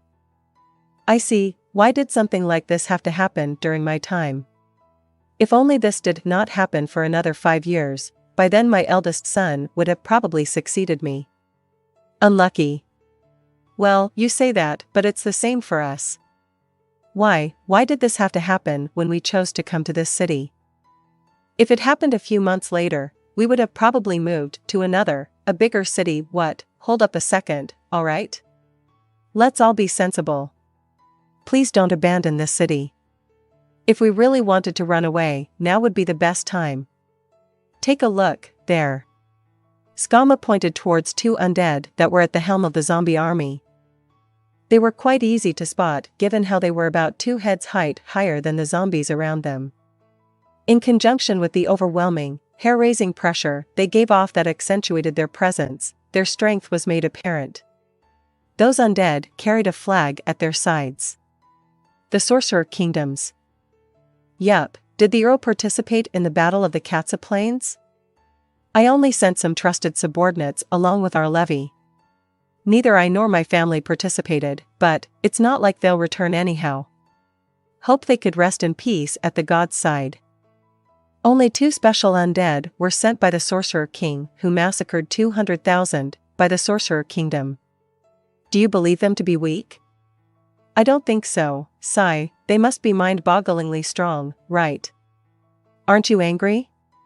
That they judged that they only needed 2 undead to destroy this city?" "Nope, rather than that, I am only thinking of how we could be saved from all of this." As the ruler of this land, those words were quite lame, yet they were the simple truth. "Though I want to send out a messenger to declare our intention to surrender, I doubt that would work at all. Can't you just escape by sea? You've probably prepared for that already, right?" Skalma asked what was on everybody's minds during their previous meetings, but no one had said out loud. The Earl smiled with a bitter expression and did not respond immediately. Rather than hiding something, it was more likely that he was just trying to figure out what Skalma truly meant by that question. Though she wasn't too acquainted with the Earl, they had quite the number of interactions due to their lines of work. She knew from then that he was quite a quick-witted one. What was unfortunate was that though the Earl's son was a suitable replacement for him, he was not as outstanding as his father. That said, there were people who believed that his son could gain a leg up on him with enough experience. "Of course, but we can't transport everybody out of this city by boat. Even if we make multiple runs to dump people to the nearby coasts, what will we do about the food situation? Where can we escape to?" And more questions just keep coming up, but if it's just the Earl and his family, they should make it out alright, right? The Earl pondered for a moment once more and replied, "I guess, but that will be the last resort. Everybody please evacuate to the city, my family and I will get out of here first though, or something like that would weigh heavily on my conscience, normally when a city had been taken over. Its ruling class would either be slaughtered or forced into submission. The citizens, on the other hand, though their possessions might be plundered, would just be under new management. To slaughter the civilians of a city would be akin to killing the goose that laid golden eggs. Unless raising a city held benefits for the invaders, they would never do such a thing. However, the words of the Baron who had escaped the Sorcerer Kingdom's invasion to this place, and the words of the refugees from my villages, surely you have heard them already? Things aren't looking too good for us. You're saying that there should have been more refugees, right? Yes, that's right, the Earl replied. Those who had evacuated first were here already, but there were too few compared to the population count of the surrounding area. What happened to the people who were left behind or could not make it out? Did they not want to escape because they were now living under a utopia? Or were they under a surveillance state in which not a single ant could escape? Or were they all taken to the Sorcerer Kingdom? Those three were the only optimistic outcomes he could think of. But, upon seeing the farmer turned zombies, he got the feeling that there was no way the Sorcerer Kingdom would treat them well. Though he lords over Irantal, it looks as though he is still a monster who could not tolerate the living, so the purpose of this war was to turn their defeated enemies into soldiers to bolster their ranks. They don't sleep, don't eat, don't tire, are fearless, and are absolutely loyal. Sigh, it makes sense why they wouldn't show mercy to their enemies, right? That makes sense, for the enemy. If they were trying to subjugate a city and force its citizens to work for them, they wouldn't be doing something like this. Perhaps they do not intend to leave any of the kingdom's residents alive. If that's the case, does it even matter where we escape to? Was he trying to empathize with her or getting her to empathize with him? Skama picked up on something. She was the strongest adventurer in this city. If she were to desert this city, what could have been a victory could turn into a defeat. That was why the Earl was trying to make her think that there was nowhere to escape to. Just as Skama was about to say something, some disturbance had occurred somewhere near them. For privacy's sake, or it was better to say that for the sake of preparing for a defensive, the two had slipped away to observe the enemy's formation. The ones who had appeared in front of Skama were her teammates. Her team, for armaments, had 4 members including herself. The ratio of men to women was equal. In addition to the warrior Skama, there were also a rogue, a priestess, and a magic caster of the School of Evocation. Their team composition was fairly balanced. Behind her teammates were the magic casters gathered from all over the city. The number of magic casters was less than 50, but this quantity made for a more than formidable army unit. The reason why they were able to gather up so many magic casters was because of a loophole to the unspoken rule amongst adventurers, the one about how they could not participate in the wars between countries. This would not have been possible had the Sorcerer Kingdom sent human soldiers, but their army was comprised of undead, of which they were almost certain were the kingdom's civilians who were turned undead.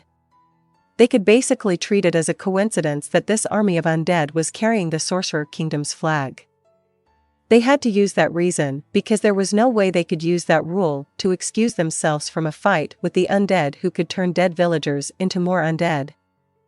To have formed a caster unit out of the people here meant that together they, well, not everyone was of that school of magic, so this was more of a hypothetical, could adopt the strategy of continually raining down magic arrows on the enemy, which could theoretically slay even dragons. Unlike regular arrows, magic arrows were guaranteed to hit independent of the evoker's skills. Casting it at a higher tier would increase the number of projectiles generated as well as the individual damage output of each projectile.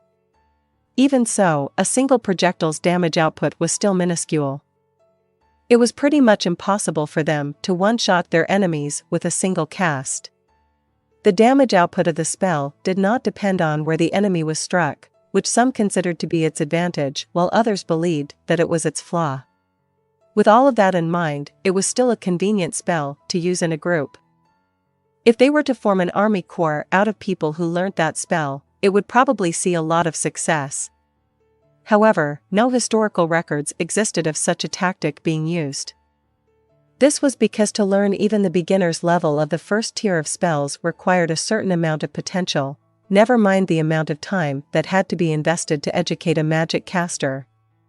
Given the same amount of time and resources, it was more beneficial to train 100 archers than a single magic caster for combat. If there existed some organism that could innately use magic arrow and an army was formed out of them, that had the potential to be absolutely terrifying. If not even those requirements for talent could be met, no, it was safer to say that it was precisely because no such organism existed that an army composed purely of magic casters was only a pipe dream. Behind this ex-pipe dream of an army unit were the soldiers under the Earl's employ and adventurers who were skilled in archery and other ranged weaponry. Which is to say, those who were gathered on the city walls were aiming to strike the Sorcerer Kingdom's army first. Earl Naa, standing in front of them all, raised his voice and said, "I'm grateful for everybody who is gathered here. I would like to thank each and every single one of you for your aid." Skama could no longer feel that sense of unreliability from his tone. All that remained was the dignity and confidence befitting of a leader. His attitude, the product of having lived a noble's lifestyle, left Skama in awe. "Think us through more practical means, please." One of Skama's companions, the magic caster, replied. A wave of laughter could be heard behind him. The Earl was not displeased upon hearing what one of the representatives of the adventurers had to say. On the contrary, the smile that flourished on his face was a genuine one. "Leave that to me. You will be rewarded enough that even if every other adventurer forced you to take them out for a meal, you would not go broke. I will hand over your rewards in front of everyone." Out in the open, everybody started cheering. "Of course, that applies to my soldiers too. Though your pay may not be as plentiful as the adventurers, I will pay you a bonus big enough that you would no longer have to worry over your wives' and children's future." But, the Earl switched to a playful tone to say, "Don't you dare squander away all of your newfound wealth, am I understood?" He could see that the tense expressions on his soldiers had loosened up a little. "I was thinking of alternative forms of compensation. Surely the Earl has a few magic items as heirlooms or something?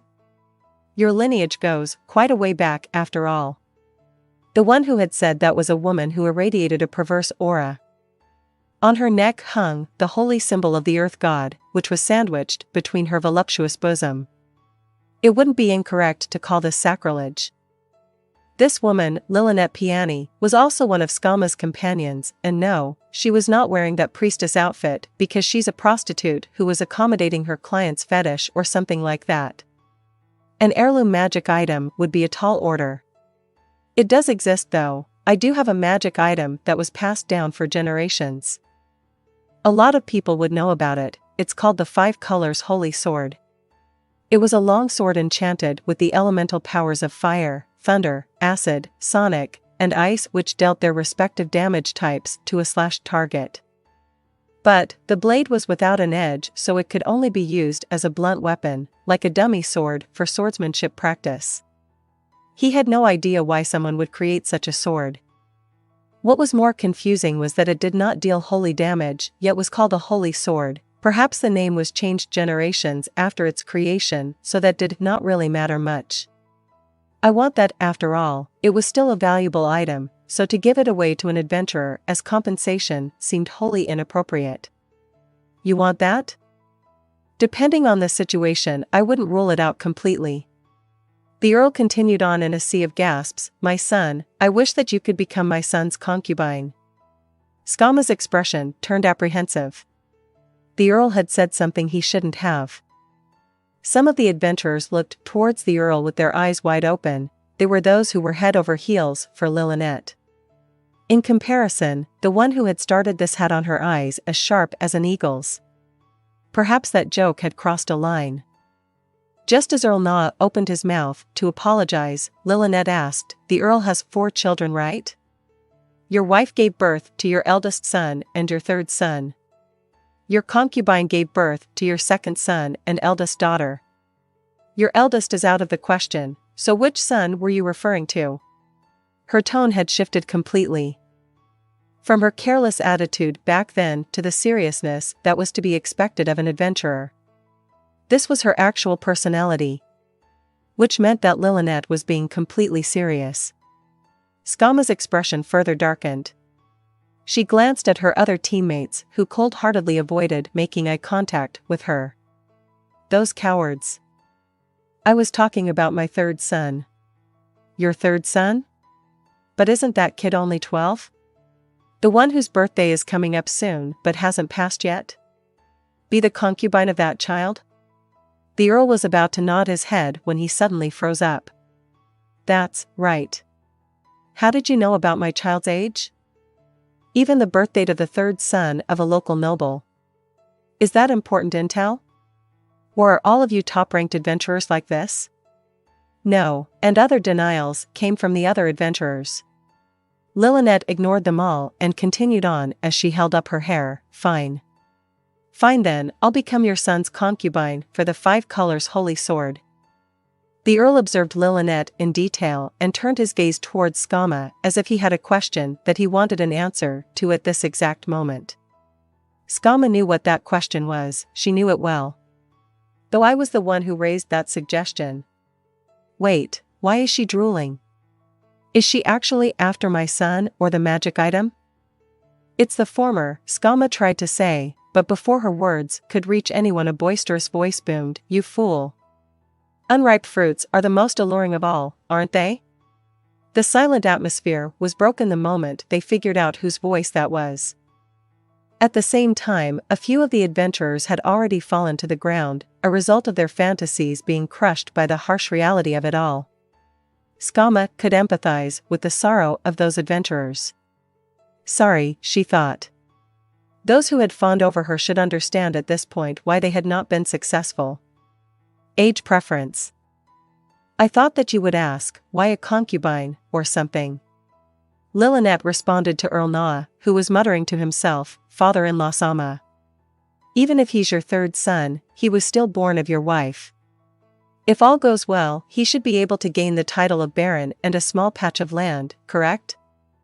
With that in mind, it would be asking too much for an adventurer to be his wife, even if it's a powerful one, right? Though I do have connections to the temples, that is still, you know.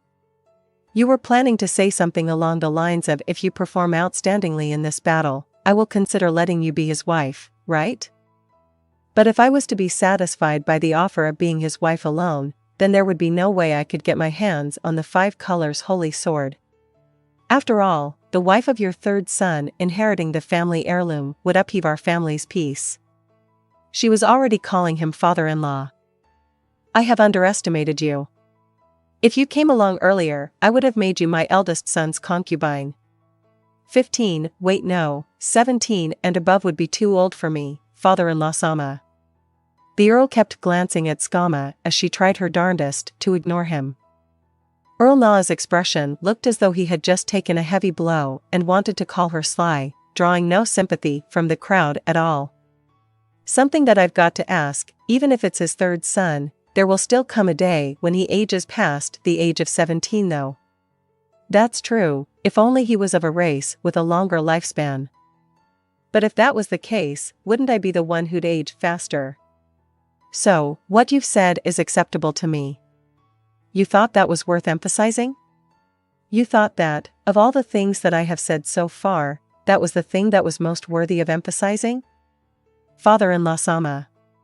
Your composure, you appear to be losing it? You're the last person I wanted to hear that from. Based on Skama's personal judgment, Lilynette was an honest and caring person, so she should make for a good bride. However, none of that was on display right now. If this continued on any longer, not only would it bring shame upon her companion, but it would set the reputation of her entire team on some weird trajectory which would be troublesome. Skama did not want to be identified by her white hair for negative connotations. Now then, Earl. Though we do appreciate your efforts to alleviate our stress with some humor, we do have to get on with our preparations for the battle. Could I ask of you to return to the center of command? Even if he stayed, he, who was without any combat prowess, would not be able to do much. His job was better accomplished elsewhere. Erlnan nodded his head at this logical proposal, probably out of a desire to stay as far away as possible from Lilinet. Ah yes, now then. Everybody, we'll be relying on you all. From the vantage point of the city walls, it appeared as though the enemies did not have a formation at all, but were just gathering zombies into one spot. This would have been easy for a mithril-ranked adventurer like Skama to clear them out, if only those monsters were not there. No movement? So, does anyone recognize those undead? Two undead creatures stood where Skama was pointing to. One held a huge shield in one hand and a huge sword in another, while the other one was dual-wielding swords. The magic casters around her shook their heads after she had asked her question. Skama shifted her gaze towards Lilinet. Priestesses were usually knowledgeable in matters concerning the undead, whether they're well-known or esoteric. With her response of a shrug, there could only be two possibilities. One was that this was an extremely rare type of undead or a new species, ignore the nomenclature for now, of undead. Either possibility was worrisome.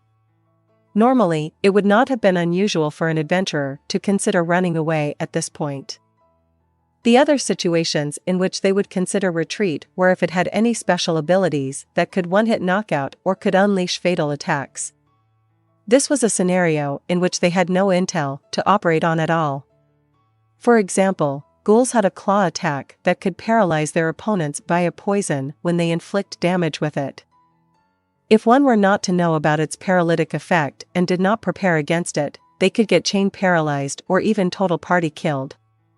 What would happen to a party that did not know about Wraith's ability to lifesteal? Or what about a party that did not know about werewolves and other similar monsters' resistances to any attacks not made with a specific metal? Or what about monsters who could regenerate if you did not hit it with fire or acid attacks? Intel was both an offensive and defensive tool. If one were to fight without any intel to back them up, the amount of danger they would be putting themselves in should be obvious. This isn't good at all. We should try to hit it with all kinds of attacks to see what would be effective. Any objections? Not a peep.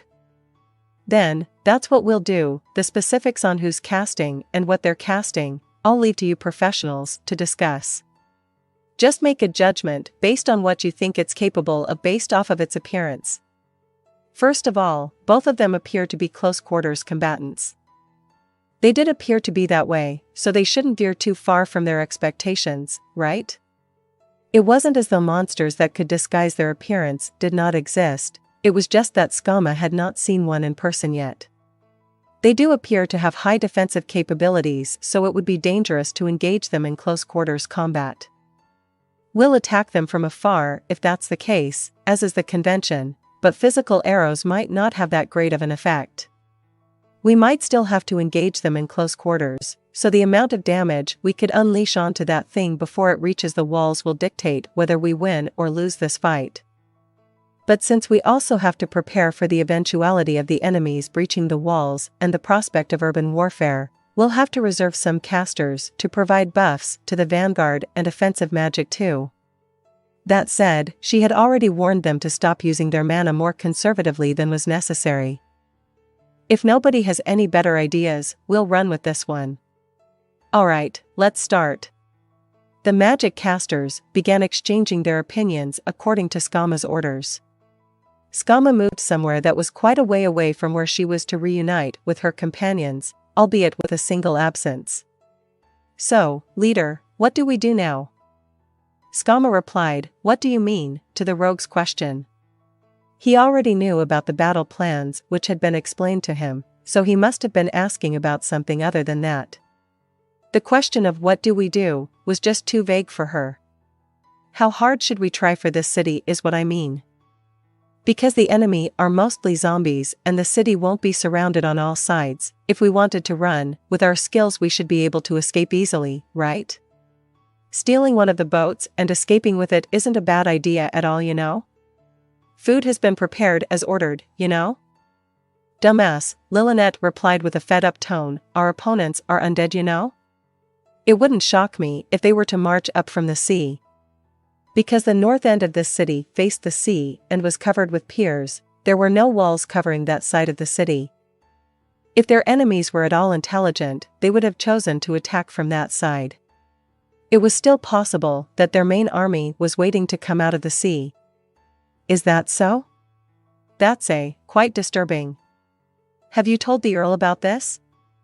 Nope, wouldn't have helped if I did. Even if we were to only install roadblocks, the perimeter is too wide for that to happen. It would create unnecessary panic in the city first of all. Perhaps there was a reason as to why they are not surrounding us completely. Like what if they were to leave us a small hole in their perimeter, and if we were to try to escape through there, it would turn out to be a trap? Then what should we do? If you want to run, do it through there, Skama said as she pointed towards the cluster of enemies. It's easy to break their formations if it's zombies. Worst case scenario, we'll just have to scout ahead with Fly to make sure the enemy's main forces aren't lurking further beyond. I see, you thought this through, the rogue said, unaware of his two female companions' glares, as if they're trying to say, that's because you're the only one who haven't thought about this at all. The rogue continued, so if we were to run, where do we run to? The neighboring city or somewhere near the capital? We'd just give up on this country. Are you serious? You're too loud. Skama confirmed that their surroundings were clear before continuing on to say, yes. To stay and be ruled by the Sorcerer Kingdom, the country that would turn so many people into undead. Even though they were citizens of a hostile state, would surely ensure an unhappy end for them all. The question now was, where should they escape to? Though it might be easy for them as an adventuring party to escape, the leader of the party would still have to consider various scenarios. 3 countries neighbored the kingdom other than the Sorcerer Kingdom: the Argland Council State, the Holy Kingdom, and the Empire. By the process of elimination, all that was left was the Council State, since the Holy Kingdom appeared to be friendly to the Sorcerer Kingdom and the Empire was its vassal. An advantage of choosing the Council State was that it was relatively close to where they were, but other than that, their options were probably the City-State Alliance or the Theocracy. The Draconic Kingdom wasn't doing so great the last she heard, and the other countries have humans in the minorities. Then again, humans were the minority in the Council State and the City-State Alliance too. If they had to take into account the percentage that humans held in a country's population, they would have to remove the Council State from their list of countries to fall back on. She had heard that humans made up less than 10% of the country's population. If distance was no issue, the City-State Alliance appeared to be their best option. Apparently half of some of the city's populations within the alliance were human. Sigh, are we really running away? Skama, you should try harder for my own pursuit of happiness, so you weren't acting when you were talking just then about that child. The desire to help and the desire to run away, those conflicting emotions, grew in Skama. It was around that time when Skama noticed that the casters had concluded their debate. Leader. We're done here. Understood. Now then, shall we? Act according to the plan. If worst comes to worst, jump down and try to break through the cluster of zombies. To jump down from such a height would inflict some pain even on someone armored like Skama. This issue was solved by their magic caster, who would cast control falling on her to let her fall safely. Skama and the others moved to their post and awaited the enemy's action. Should they consider themselves lucky that the enemies chose not to wait until nighttime to make their move? There was no special signal to signify the start of the battle. No statements were made by the exchange of arrows, neither side declared their justifications, just a great number of zombies stumbling towards the city walls. It looked nothing like how a normal battle was initiated. Corpses grumbling while rapidly approaching them must have been a terrifying sight for some, but to someone like Skama, this was a laughable display. If those were zombies of races other than humans such as giants, dragons, or other giant monsters, this would be a different situation entirely. Not even fledgling adventurers would be scared of mere human zombies. After all, this city's walls weren't something zombies of this caliber could breach. Zombies, though they had more strength, durability, and stamina than the average Joe, they were still worse than an adventurer with even a modicum of experience. This was without considering the fact that zombies were not sapient. While archers readied their bows, the adventurers' gazes were affixed onto those two undead beings. They were not moving at all. Why? Were they not planning to move at all? Eventually, when they confirmed that the zombies were barely within their range, the archers loosened their arrows at Skama's signal. Normally, they would have waited until the distance between them was shorter than what it was now to start shooting to ensure they could hit their targets, but since these were zombies, quantity mattered more than accuracy. As expected of the soldiers who were confident in their archery skills, they were fairly accurate even from this range. Perhaps only 2 of 10 arrows missed their mark, which was an insignificant loss. However, it was not as though a zombie would fall to a single arrow. Still, they could shave off some of the false life their opponents had as long as they landed their shots. The second and third volleys started picking off a good number of the enemies. The adventurers and soldiers did not rejoice at the sight and sound of the zombies hitting the ground. Nothing had occurred that was out of their expectations yet. Their main issue remained to be those 2 undead beings. Strong monsters could change the tide of battle single-handedly. They're moving. The shield-bearing undead began moving.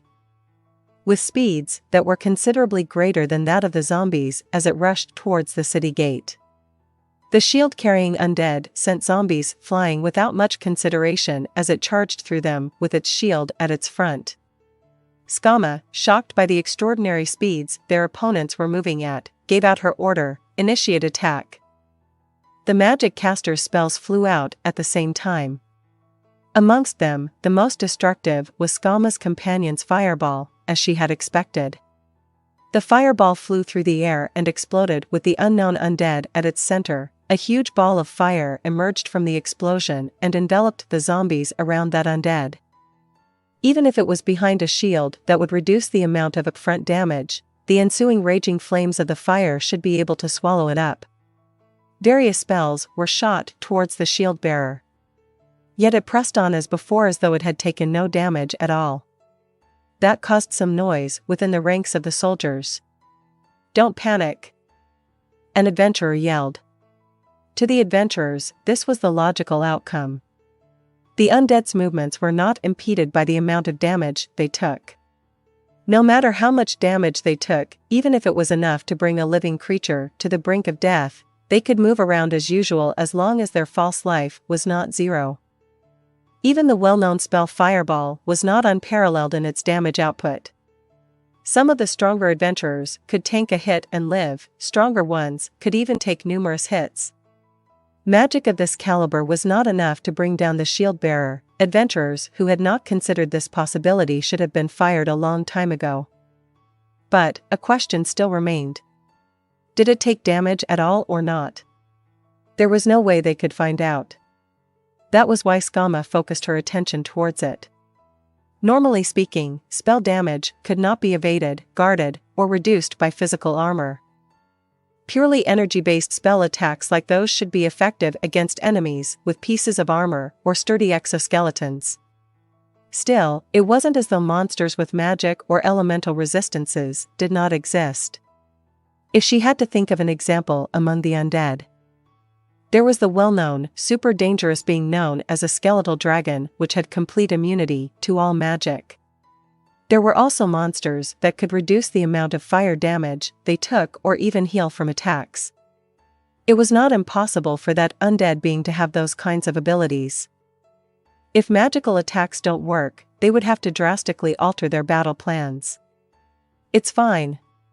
Our attacks are effective," her companion, the one who cast the fireball, yelled. The casters one by one felt the amount of damage they were dealing through their intuition and began to chime in with "it works, we're dealing damage," and other similar phrases. Skama. Every type of magical attack appears to be effective on that thing. Skama sighed in relief at the best news she had received all day. Perhaps they had a shot at victory after all. Understood. Now then, continue attacking. The opponent was still running towards them at a breakneck speed. She prayed that they could bring it down before it reached the gate. If they were to consider that this being had no resistances, then the amount of damage that it had already tanked should be proof that it was no common foe at all. I don't want to fight something like that in close quarters. As though to concur with Skama's thoughts, another wave of spells were sent out. Many zombies had already fallen at this point, yet the shield bearer pressed on. Most undead would have been vanquished after a few dozen spells. Skama felt a chill down her spine. It's stronger than expected. No, it's too strong. This thing, can we really defeat it? The shield bearer wasn't the only enemy they had to be wary of. There was also the other one who was still waiting in place. Why it wasn't moving, they had no idea. Is that the Sorcerer Kingdom's trump card? That's why there's only two.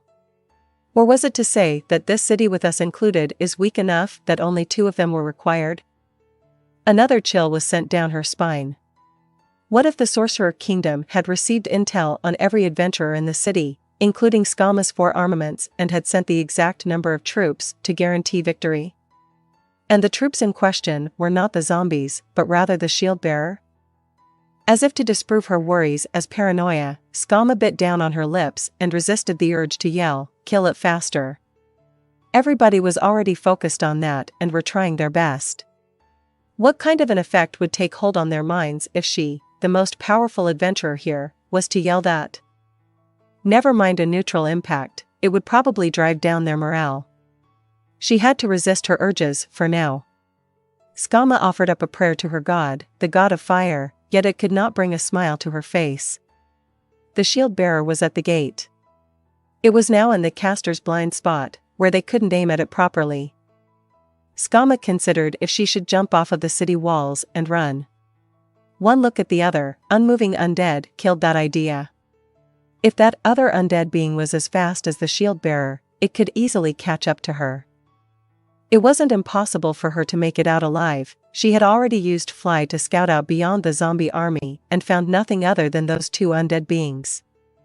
So if they were to combine fly with floating board or draw the enemies into the city and slip out in the chaos, it could work.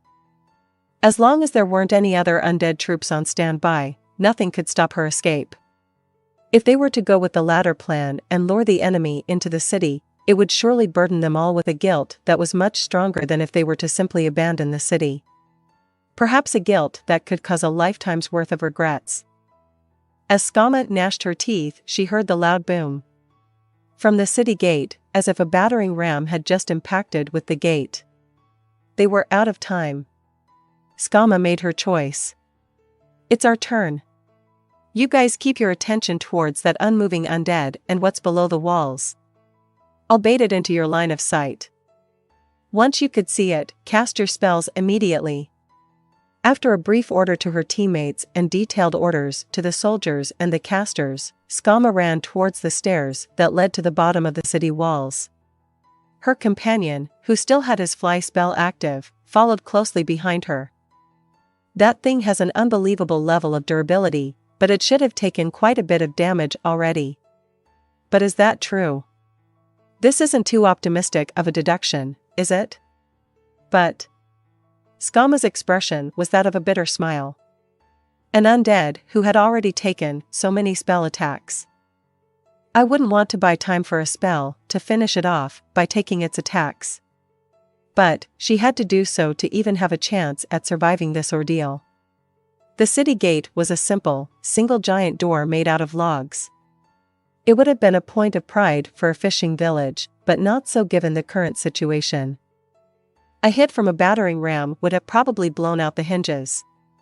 Because they could not replace it with something that was sturdier given the amount of time they had, they could only reinforce it with wooden planks and seal the frame. The thickness of the gate was about twice what it used to be. From the other end of such a door, the booms of repeated impacts reverberated. What kind of power is this? With a crack, a part of the wood plank reinforcements began to break down. There was a gap between the impacts. Perhaps the shield bearer was backing up to get a running start before bashing into the gate again. What should we do? Lightning could hit it through the gate. Should we do that? Doors like this were resistant to lightning-based attacks, but that did not mean that it would not take damage from such spells at all. The potential damage such a spell could do to the door had to be compared to what it could do to the undead being. The benefits of casting lightning now or to save the mana for other spells after the shield bearer had broken through the gate had to be considered too. No, consideration wasn't necessary. They shouldn't be trying to face the enemy head-on, but to deal as much damage to it right now as they could. Skama nodded her head and her companion immediately initiated his cast. Lightning. An arc of lightning shot out and went through the door, surely dealing some damage to the shield bearer. Whether it was becoming irritated or not, the undead began roaring loud enough for its sounds to pierce through the gate. The roar had enough determination behind it to make one forget to breathe. A streak of sweat flowed down Skama's face. No shout-based ability was used, but the roar could still make one's body tremble all over, so this must be from the difference in their power alone. Her subconscious had understood the difference in power between them. Not good, this is not good at all. It's no longer a question of whether we could win or not. If the Sorcerer King could dominate this kind of undead, it makes sense. After all, he's a monster who could kill over 100,000 people at once. It was hard to imagine how one could control multiple undead of this level. Perhaps this undead was the Sorcerer Kingdom's trump card. Was this city worth that kind of investment? Why was she in such a terrible city in the first place? Skama lamented over her poor luck. Another loud noise rang through. Multiple reinforced logs had snapped already. Lightning. Another streak of lightning shone, leaving behind a white afterimage, yet the sound of the repeated impacts failed to cease. The only thing that changed was the door. The logs had been snapped in half, the reinforcing planks were blown away, and only the twisted nails of the hinges remained on the frame. That's enough with the spell attacks. Could you buff me instead? Skama dodged the wooden splinters as best as she could while also moving backwards. She was receiving divine and arcane buffs from both of her companions. They used the first-tier anti-evil protection spell, the second-tier lesser strength and lesser dexterity spells, the third-tier haste spell, and more. Compared to spells for countering special abilities, more spells were cast on her to heighten her body's capabilities. The gate finally gave way after they had finished buffing and crashed onto the ground with a loud noise. In the slowly settling dust cloud that was just kicked up, a pair of bright red eyes appeared. Unbearable fear spread through her entire body upon receiving the gaze of those ferocious eyes. Her teeth clattered and her hands quivered. To hide this fact from the others, she had to suppress it to the point of almost fainting. This level of terror could not be felt on top of the city walls. It was something you had to face this monster to experience. What am I looking at? Just a single one of them managed to knock down the reinforced wall. The Sorcerer King dominates this kind of undead. I say this from the bottom of my heart. We should avoid becoming enemies with the Sorcerer King the next time around. Skama replied to her companions after swallowing a load of saliva.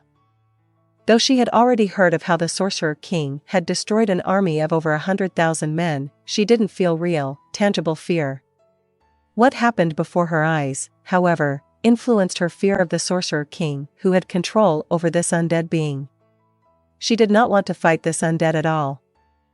Honestly, she wanted to just run as far away as possible. But there was no way this life-despising undead in front of them would ever let them do that. In any case, their only hope of survival lay in doing something against this undead. The horrifying embodiment of death swept the dust away from them using its shield, stepped over the broken threshold, and moved towards them. They had finally breached the walls. Were the zombies too distracted by the people on the walls, or had their encirclement not extended to this part of the walls yet? The fact that the undead in front of them had scattered the zombies near the gate on its way here was lucky for them, but there was no doubt in their minds that their luck would run out soon. Skama held up her tomahawk. Judging from that undead speed, she should consider herself to be within its strike range. After activating the ability of the axe, an ethereal copy of it appeared next to her.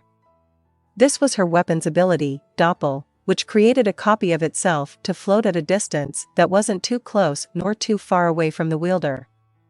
It could automatically strike an enemy with the same level of accuracy and speed as the wielder.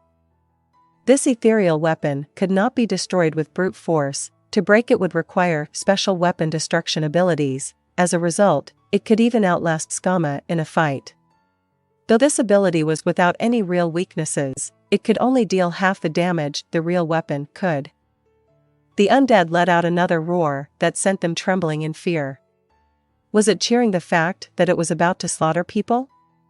It raised its shield high above its own head and smashed it down at the remains of the gate. The wooden shrapnel flew towards them with tremendous momentum, but Skama waved her weapon around to effortlessly deflect them. Her actions appeared to have drawn the aggression of the shield-bearer, who moved to engage her. It readied its wave-bladed sword as it charged towards her with its shield. This is bad.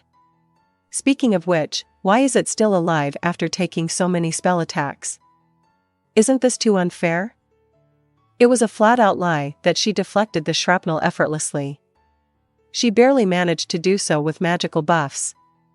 Everybody, slowly, the shield-bearer charged towards them.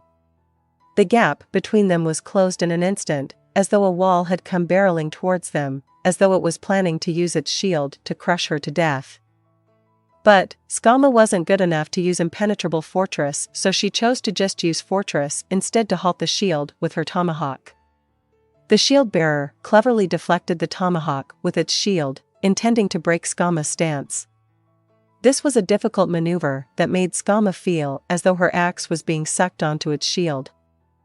Skama gave up resisting its force, rolled to the side, and used the counteracting force of that action to stand back up. The ethereal axe swung from top to bottom but was deflected by the wave-bladed sword. At the same time, the undead charged towards Skama. She did not even have the time to breathe. Forced to take the defensive again, Skama deflected attacks with her tomahawk and charged into her opponent. If her opponent was this big, sometimes it would be better to charge through it rather than standing still. Sunlight. As if to push her forwards in her decision, a blinding flash of light was emitted from behind her. This was a third-tier divine spell. That brilliant light not only blinded the enemy, but also dealt damage to the undead. Although there was a spell of the same tier, called Holy Light, that would have dealt full damage to evil creatures, it wouldn't have blinded them. Sunlight was probably chosen to support her rather than going for pure damage. The flying caster sent out 3 bolts of light towards the undead with magic arrow. Though she was receiving support, the shield still blocked everything like it was a wall and left no openings for her to exploit. Skama hacked at it with her tomahawk, but it was easily deflected. Damn it! Its movements are too clean.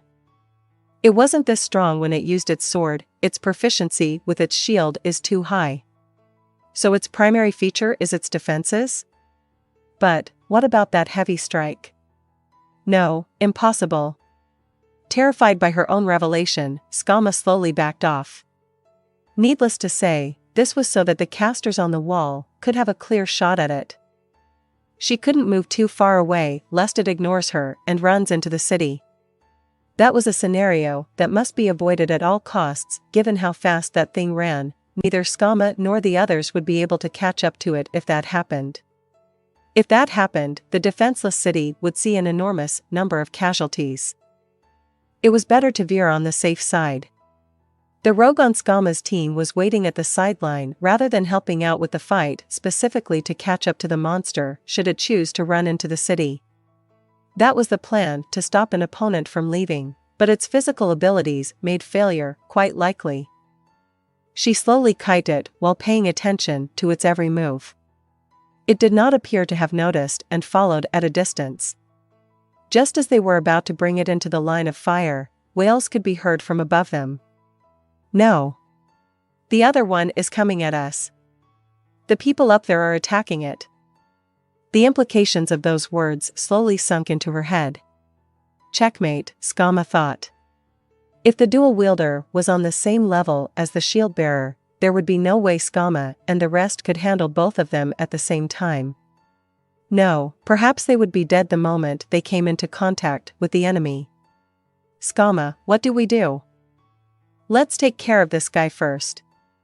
Skama spoke with determination after her companion's panicked voice calmed her down somewhat. If they couldn't even take this thing down, they wouldn't even have a chance at an escape. They could only hope that this thing's health had already been whittled down to a wick's length by those spell attacks. After she stopped retreating, Skama turned to face the shield bearer and darted towards it. Her tomahawk was easily blocked by the shield, and so was the ethereal copy. Skama's attacks were not enough to break down the shield bearer's defenses. She had expected her attack to be thwarted, that was all she had to do. The real attack was the magic arrow and shockwave that followed. The spell attacks were followed up by the rogue, who tossed a bottle towards the sides of the undead's leg. The liquid that oozed out of her comrade's shattered bottle was common glue that any alchemist or the like could manufacture. This was a strategy that could only work if the enemy was standing on polished stone. No matter how high of a defense the shield bearer might have, its ability to dodge didn't matter against a bottle thrown at it. The undead was bound to the ground by glue. Even if it only was for a brief moment, their opponent was immobilized. This was a common tactic they used when engaging a foe who was much more powerful than them. Skama circled around to the shield bearer's hand that did not hold the shield, the hand that held the way-bladed sword, and began attacking. The shield bearer swung its greatsword around, expertly parrying every hit that came its way. Even though its two legs were completely stuck on the ground and she had used martial arts to chain her attacks, Skama couldn't land a single hit. This thing is like a metal wall. Skama saw from the corner of her vision the scene of the undead using brute strength to tear its foot away from the stone-tiled ground. 2 more offensive spells were cast, yet they still failed to bring it down. An undying ability? Or something that could heal it over time? There were monsters like hydras or trolls who had the ability to regenerate. For those, you couldn't just deal incremental damage, but would have to land a single fatal hit that could reduce the monster's health to 0. It was futile to continue on their panicked attacks. Skama couldn't even land a single hit on it. Gods damn it. Incoming. Skama couldn't help but shift her gaze upon hearing the rogue's cry. Standing at the gate was the silhouette of the other undead being. The dual wielder. Skama felt her stomach churning, the combined pressure of them all made her want to puke. Is this where I'll die?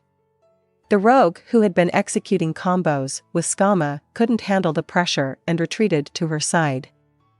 The dual wielder responded in kind and moved to the shield bearer's side. They're not attacking. Which means, shit. These things are highly sapient. Skama felt as though she could perceive a smile on the dual wielder's rotten face. The shield bearer had shown them attacks that were not on the same level as its defense capabilities, but perhaps that was just to instill despair in them to buy time for the dual wielder to come. Both enemies were there, so this was a good opportunity to use area of attack spells. Yet, those spells were never cast. No, it might have been better to say that they could not start casting. The reason why should have been obvious. Though attack spells had been proven to be effective, it would also provoke them to initiate their attacks. Their fate would have been set in stone then. Even if their side held off on attacking, their enemy would do so sooner or later. But they simply could not build up the courage to hold their fates in their own hands. After she agonized over this, Skama made her decision. You two, run away. She knocked on the rogue's waist. We'll buy you some time. For real? Me too? Wait, you want me to do that? The rogue wailed, but Skama ignored him. There were 2 opponents. If they did not at last have 2 people to hold them off, they could only, a boom rung in their ears. The undead in front of them, the shield bearer's head had been pierced by what looked like a long needle. Wait, no. What pierced through the shield bearer's head was not a needle. The thing that penetrated through its skull and was now embedded into the stone tile below was something about the size of an index finger. That meant that the thing was so fast that Skama's kinetic vision could not see it flying through the air at all, but could only pick up its afterimage, which looked like a needle. The shield-bearer shook, its feet trembled as they stomped on the tiles below, barely allowing it to stand up.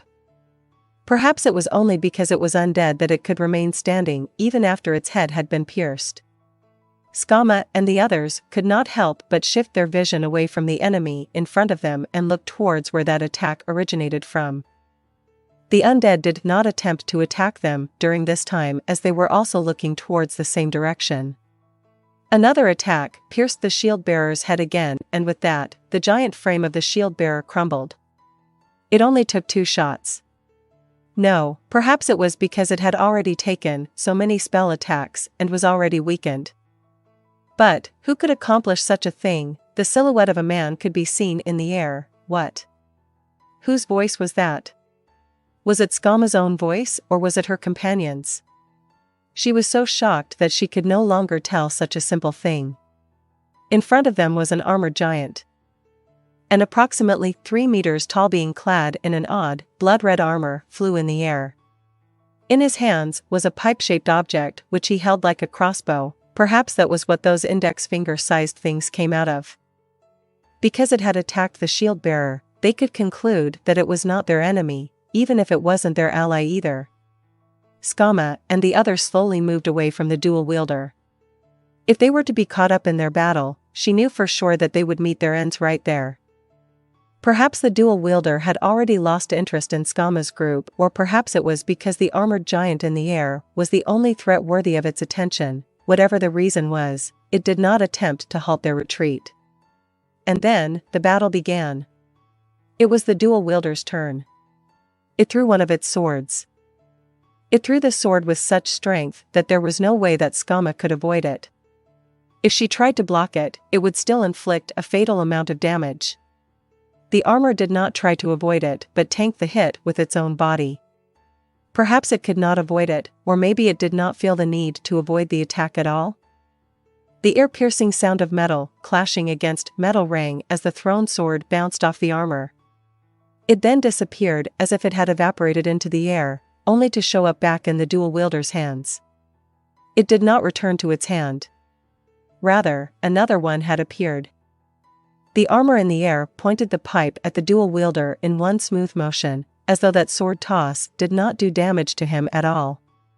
The pipe found its target, and then, it spat out something after a brief flash of fire and lightning. What used to be single-shot attacks turned into an uncountable number of projectiles. Grakatatata, the sound of apathetic violence, could be heard everywhere.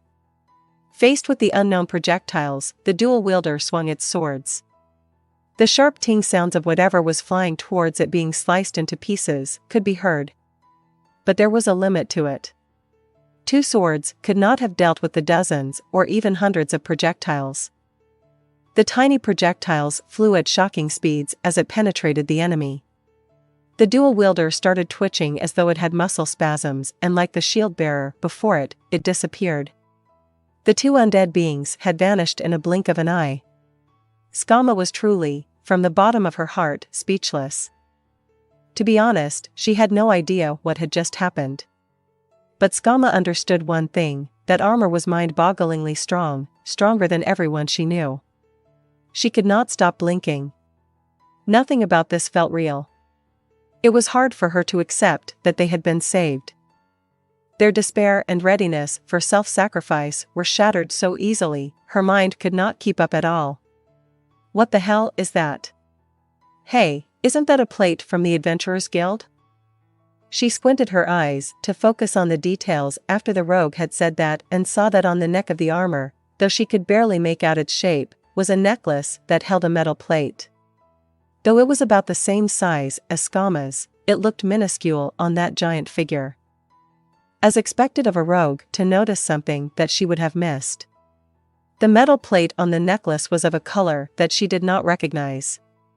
She had seen the color of orichalcum before, so by the process of elimination this was an adamantite-ranked adventurer? There were 3 adamantite-ranked groups in the kingdom, and the color of the armor made her realize which team it was a part of. Perhaps this is someone from Red Drop. Upon hearing Lillinette's question, Skama replied, should be. If this were someone from Blue Rose or Darkness, she would be ranting about why they would choose this hue for their armor. The floating armor turned its back to Skama. Wait. The armor responded to her voice and turned around slowly. It raised up its left hand, straightened its index and middle finger, and pointed them towards its forehead. As if it was bidding farewell, the armor gestured at them gently. Then, it just flew away. Skama stared vacantly at the empty sky and asked the rogue, what was that? Who knows, she could not understand at all, but someone from Red Drop came over to assist them, that was probably it. But, I understood one thing. If we have someone this strong, perhaps the Sorcerer Kingdom's invasion will come to an end right here. Of course, this is under the pretext that it would still be willing to break the Adventurer's Code and will continue participating in battles from this point onwards. He felt as though he had just heard an sound. Ainz thought it sort of sounded like it was from himself. A Death Knight and a Death Warrior, two undead beings, had suddenly died. The one to defeat them was also wearing an item from Yggdrasil, the powered suit.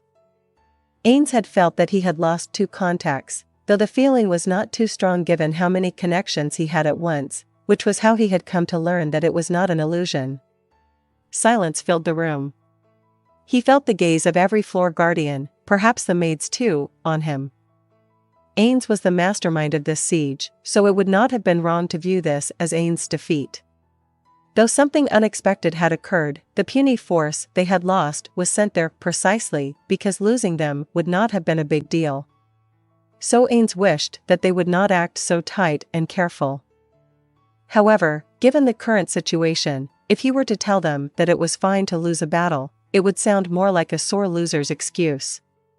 Hindsight is 20/20, after all. His belief that he does not belong here would surely intensify. Ainz decided to use his long-practiced acting skills, which of course, he had obtained by practicing in front of the mirror while the ordinary maids were absent. As I expected, the situation was under control. Ainz displayed the same air of arrogance a mob boss quietly talking to themselves would have as they enjoyed the fragrance of the red wine from their wine glass. The important part of this act was to not speak in a loud voice. A loud voice would be quite lame right now. The trick was to act as if he was just mumbling to himself. His acting, the result of hard research, led to a ripple of commotion that reverberated around the room. Ainz swallowed his non-existent saliva. Whether he had succeeded or not depended on Demiurge's response. I see. So. That. Was. Why, what? Cocyutos? While Ainz was panicking, Shaltir responded, yes, yes, yes, as both of her hands shot up. Though it appeared that she was hailing him, she was simply calling attention to herself. Shaltir smiled with pride as everyone's gazes fell upon her. I understood it too. Ainz Sama predicted that something like that would appear. That was why we sent such a weak force, am I correct? This felt different from usual. Was this a success or a failure? Ainz stole a glance at Demiurge, but he was just smiling mysteriously while nodding his head. As expected of the both of you. The two of them held their heads high upon receiving Demiurge's praise. Perhaps Demiurge had already arrived at this conclusion but left it up to those two to answer first. Ainz breathed a sigh of relief. This appeared to be a success. Albedo continued on, intel from Seabass, Demiurge and also our corroborators in the capital mentioned how Red Drop was operating in the northern end of the kingdom. Because of that, Ainz Sama decided to deploy insufficient troops to lure them out. The number of troops struck the sweet spot of being easily defeatable by that guy, but at the same time enough to conquer the city without their help. Sasuga Ainz Sama. Like. Hooked. Fish, that was Red Drop? Could we trust that intel? What are the possibilities that it was a player? If he was in a powered suit from Yggdrasil, isn't the possibility that he was a player quite high? Could they be sure that it was Red Drop? If so, shouldn't that intel have reached him at some point or another? No, wait, It was absolutely more likely that Ainz had simply missed that piece of intel while he read through the documents. For that reason, Ainz pretended that all was according to plan with a burst of gentle laughter. Needless to say, he had practiced this laugh quite a few times too. I did not think that he would actually show up. I was quite shocked too. I thought that perhaps they were conserving their forces for the showdown at the capital. Ainz can always think of situations we couldn't, said Aura as Mare mumbled, amazing, to himself. The unadulterated gazes of reverence from those two dealt a massive blow to Ainz' now fragile as glass superego. It's not like that at all. But he could never say those words. Ainz had never considered such a thing could happen. Though he was of the mindset that losing was fine and winning was good, it was for different reasons than what they were now thinking of. Ainz reminisced about the meeting between him, Seabass, and the others, the meeting that made Ainz take charge of this battle. What is it, Seabass? Is something wrong? Ainz had just returned to Nazarick, and in front of him was Seabass, who was supposed to be on standby in Irantal, so it was natural for him to ask. Ainz had no recollection of the contents of his last order to him, let alone of an order for him to come forth. Perhaps he was here of his own will. Ainz was fine with that too. Though Seabass was stationed at Irantal, he was still given considerable amounts of freedom. The right to return to Nazarick at any time was a given. However, if his goal was to meet with Ainz, he could have done so in Irantal. This must have been about something important and urgent. I'm terribly sorry, Ainz-sama. Would you be so kind as to spare some of your precious time, or rather, could I bother you for a while? Ainz felt as though there was something ominous hidden in Seabass' muddled choice of words. He ordered the ordinary maid closest to him, the one assigned to Ainz for the day, to leave them be. The maid, along with the other maid who was assigned to this room, gently lowered their heads and left the room. Ainz looked towards the 8-edge assassins on the ceiling. All of you, leave us be. The 8-edge assassins fell from the ceiling as if they were completely weightless and silently exited the room. If Ainz had ordered them to never speak of what was said in this room, they would probably follow that order to their deaths, but magic existed in this world that could lead someone to dominate their minds and extract information through those means. Needless to say, even though Ainz would never allow that to happen, it was still best to stay on their toes. Ainz-sama, I am eternally grateful. If Seabass was the one to order them to leave, it would be akin to him saying that he did not trust his colleagues, the ordinary maids.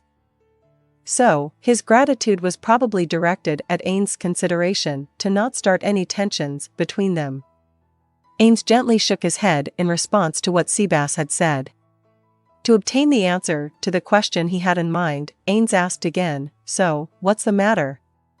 It does not seem like an ordinary matter. An emergency perhaps? Yes, no. I am not too sure if this counts as out of the ordinary or not. Someone wishes to converse with Ainz-sama in private. I was requested to ask for Ainz-sama's presence at their behest. So they wish for me to go to them? They couldn't come to my room? Given that Ainz was the supreme overlord of the great underground tomb of Nazarick, this was an uncommon request. This is not about that human, is it? No, it was not, swear. It was a guardian who had not received permission to leave their area. They knew that this would be disrespectful, but they still wished to trouble Ainz-sama for a while. Seabass looked towards Ainz with an apologetic expression. I see. Ainz understood. If it was an area guardian, then it all made sense. Of course, if he ordered them to come over, they would most likely do so. Some NPCs might respond in the negative due to a previous order from Ainz's allies, who were their creators and whom they referred to as the 41 Supreme Beings. Still, most would obey Ainz's order. There were also those who simply could not be allowed to leave. A good example of which would be one of the area guardians on the 7th floor, Gurin. Because of its passive aura, it would surely cause a lot of collateral damage just by moving to the 9th floor. Things like wool carpets catching fire would be fine, but if it were to cross paths with beings like the ordinary maids, they would surely take a lot of damage. If that was the case, it was better for Ainz to go to it than the other way around. Ainz had never liked putting on airs anyway. In addition, he did not have any tasks on hand that must be dealt with immediately. At least that was what Ainz thought. Understood. I will go to them. So, who am I looking for? It was Negrito-sama and Pestonia. Seabass was one to refer to everybody else with the honorific sama, yet he did not do so with Pestonia. Was it because they were colleagues? It was those two. Ainz's expression became dejected and he tried his best to hide that fact. Though Ainz's skeletal face could not show any expressions, it appeared as though a select few of the guardians could actually cold read him. Albedo was one of them. As a side note, Demiurge would apparently always interpret his expression in weird ways. Was it on purpose? Ainz had thought that he had hidden his emotions well enough, but it seemed like Seabass could still pick up on a few hints that slipped out of his vocal mannerisms. Seabass' expression had become more and more apologetic as a result. Though I feel sorry for Seabass, but honestly, I don't want to go, nothing good will come of this. He could confidently state that. Imagine if you were in an office and someone told you, the people from that other department are looking for you. They don't want to call you, but want you to go to them directly. 8 or 9 times out of 10 it would be about a hassle. That said, it was not as though Ainz had a choice in this matter. If a larger issue rose up because he had neglected the smaller issues, the responsibility for the consequences would ultimately fall upon him. While it was true that Ainz was the absolute overlord of Nazarick, for him to rest on his laurels would be moronic. Ainz wanted none of the NPCs to dislike him, but rather, he desired that they would adore him just as he doted on them as if they were his children. Let us proceed. As for my schedule, Ainz pulled out a notebook to check what he had scheduled for today. He was someone who would put off tasks that he found to be annoying, yet was also someone who would wish that said annoying affairs would be resolved as soon as possible. This time slot is fine, it's empty. Can we go there right now? Negrito and Pestonia. Though both of them were area guardians, with what Seabass had just stated, Ainz knew exactly where they were going. That was why he could still convey his intentions to Seabass even with these half-questions. If we were to allow Pestonia to arrive there first, how about an hour later? That's fine. Looks like it would be inappropriate to bring Albedo and Demiurge along. Yes. Though it pains me to say this, they hoped that Ainz-sama would be going there alone. Ainz nodded his head. What about that doll? I will ask Pestonia to take care of that matter, there should not be any problems. Good. An hour later then. Seabass, will you be going too? Yes. I had hoped that you would grant me permission to. Am I allowed to? Seabass lowered his head of white upon receiving Ainz's approval. An hour later, Ainz used the power of the ring to teleport to the frozen prison on the 5th floor. No one was accompanying him. He had told the ordinary maid assigned to him that he had important matters to attend to and had ordered her to keep the secret and stay behind. At first, she had protested by saying, I will pretend that I saw nothing at all. You could just ignore my presence entirely, so please take me along with you. While Ainz did find her suggestion to be trustworthy, she did appear to derive some form of fulfillment from being ignored. He had talked this over with her in the past, and her response was that for him to objectify them would have meant that they had accomplished their duty as maids to the utmost. They were apparently also actively seeking that kind of interaction. Then again, he had only asked one of them, so perhaps she was the only one. No, she had to be the only one with such a fetish. Even if it were an ordinary maid like her, to guarantee that he did not risk even a 1% probability that this could snowball into something bigger, Ainz steeled himself. I should do something that'll make her happier when I get back, maybe assign her to some bothersome and menial task, so that she'll be happy or whatever. Yeah, I don't get it at all. There were just too many people in Nazarick who behaved like this maid, that was why none of his long-term vacation and paid leave policies ever took off. If this persisted, Ainz's hopes and dreams were all doomed to fail. Ainz pushed open the fairy tale-esque, chateau-style, layered frozen doors. Just as before, a chilly breeze flowed out from within, but Ainz, as an undead with complete immunity to freezing temperatures, was not bothered by it anyway. Ainz walked alone through the gloomy corridors. Other than checking for holes in the ceiling as he walked, he strode non-stop to a door that stood as the centerpiece of a giant mural which spanned the entirety of the wall. Just as before, the plaster on select spots of the mural had already fallen off. It looked quite miserable. The door took a single push and silently slid open. The 3 occupants of the room stood up to greet Ainz. The owner of the room, Negrito. The dog-headed maid, Pestonia. And the last of the trio, Seabass. Welcome, Ainz-sama. With the room's owner, Negrito's invitation, Ainz approached the table at which they sat. The last time he had been in this room, all it had was a cradle. This time the cradle was nowhere to be seen, just a table and 4 chairs. Those were probably appropriated from other rooms within the frozen prison. As a side note, Negrito was only the area guardian of the above-ground portion of the frozen prison. Neuronist was the area guardian of the underground portion. After Ainz had taken his seat, Pestonia immediately began to prepare some tea. The steam emanating from the teacup in front of him carried with it the aroma of the black tea held within. Seabass brought out some biscuits at the same time. Of course, Ainz could not consume anything with his body, but he gladly accepted their hospitality anyways. After that, Ainz ordered the still-standing 3 of them to sit down. The biscuits that were delivered to Ainz were not sophisticated at all, they were just plain squares. That could be said to be a rare sight in Nazarick. Was this someone's experiment? Ainz looked towards Seabass and asked about them through his gaze alone, prompting Seabass to reply, "Those are not from Nazarick, but goods I had brought back from Irantal." Due to the current abundance of cheap and fresh ingredients being brought into the city, a food culture is slowly developing there. This biscuit is among the foods being developed. It was previously said to be quite hard, but it has now been refined to its current softness.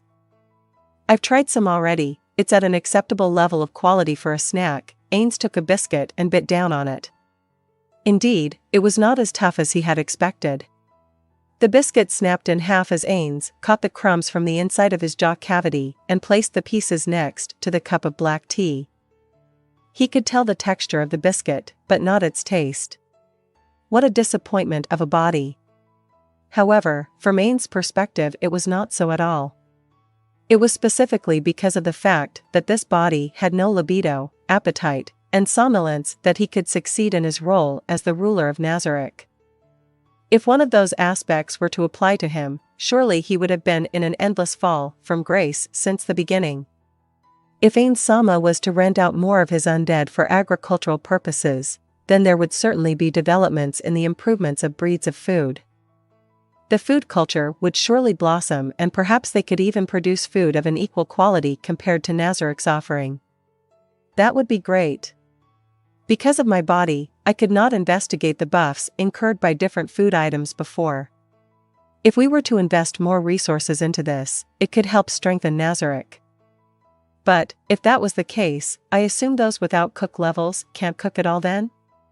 We were concerned about that too, so it would be best to save as many purebreds as we possibly could. Ainz nodded in approval in response to Negrito's suggestion. Suddenly, Ainz was reminded of the European biodomes of the past and the conflicts that arose surrounding the seed banks. Though he was not too interested in the topic back then, Blue Planet was all riled up over it. Yes. It would be best. A task force should be formed to handle this matter. He should probably propose this idea to Albedo. Now then, it's about time that we address the main topic at hand. Tell me. Why was I summoned here? Negrito, as their representative, spoke, yes. Given the current situation, isn't it about time that we stop massacring the citizens of the kingdom? Negative. Anyways, should this not be something that you ask of your direct superiors, the floor guardians, rather than me? Ainz replied immediately. The denizens of Nazarick, especially the area guardians, had been informed, in writing, the actions of floor guardians and the goals behind them. If they had any suggestions, they should be reporting to their superiors, the floor guardians. This was to unify the various denizens of Nazarick, to gain the opinions of those with different points of view and to pique the interest and curiosity of them all. However, though Negrito was stating her opinions just as he had hoped they would, she should have done so to her direct superior, the floor guardian of the 5th floor, Kokyudos. If Ainz was to accept her suggestion directly, it would be detrimental to Kokyudos' authority. As a social conformist, he absolutely could not do that. If some of you do not understand, do try skipping your own superior and petitioning a higher-up from another department if you will. Do you understand now? Nothing good would come of that. From that perspective, Ainz, as the head of the board of directors, the company hierarchy analog to guildmaster, should be able to do so, but to rouse discord among his subordinates could ultimately lead the company into a difficult situation and thus should be avoided at all costs. If it were in the stead of the floor guardian of the 4th floor, Gargantua, instead, Ainz would be willing to do so. Ainz-sama is correct. So, do permit me to raise this suggestion too. In a sense, Pestonia's direct superior would be Seabass. If a floor guardian were to be assigned to the 9th and 10th floors, Seabass would be the floor guardian of the 9th and Albedo would be the one for the 10th. Because Seabass had been the one to have invited Ainz, there should not be an issue with indignity at all. I see, I understand your feelings now, but I do want to ask one question.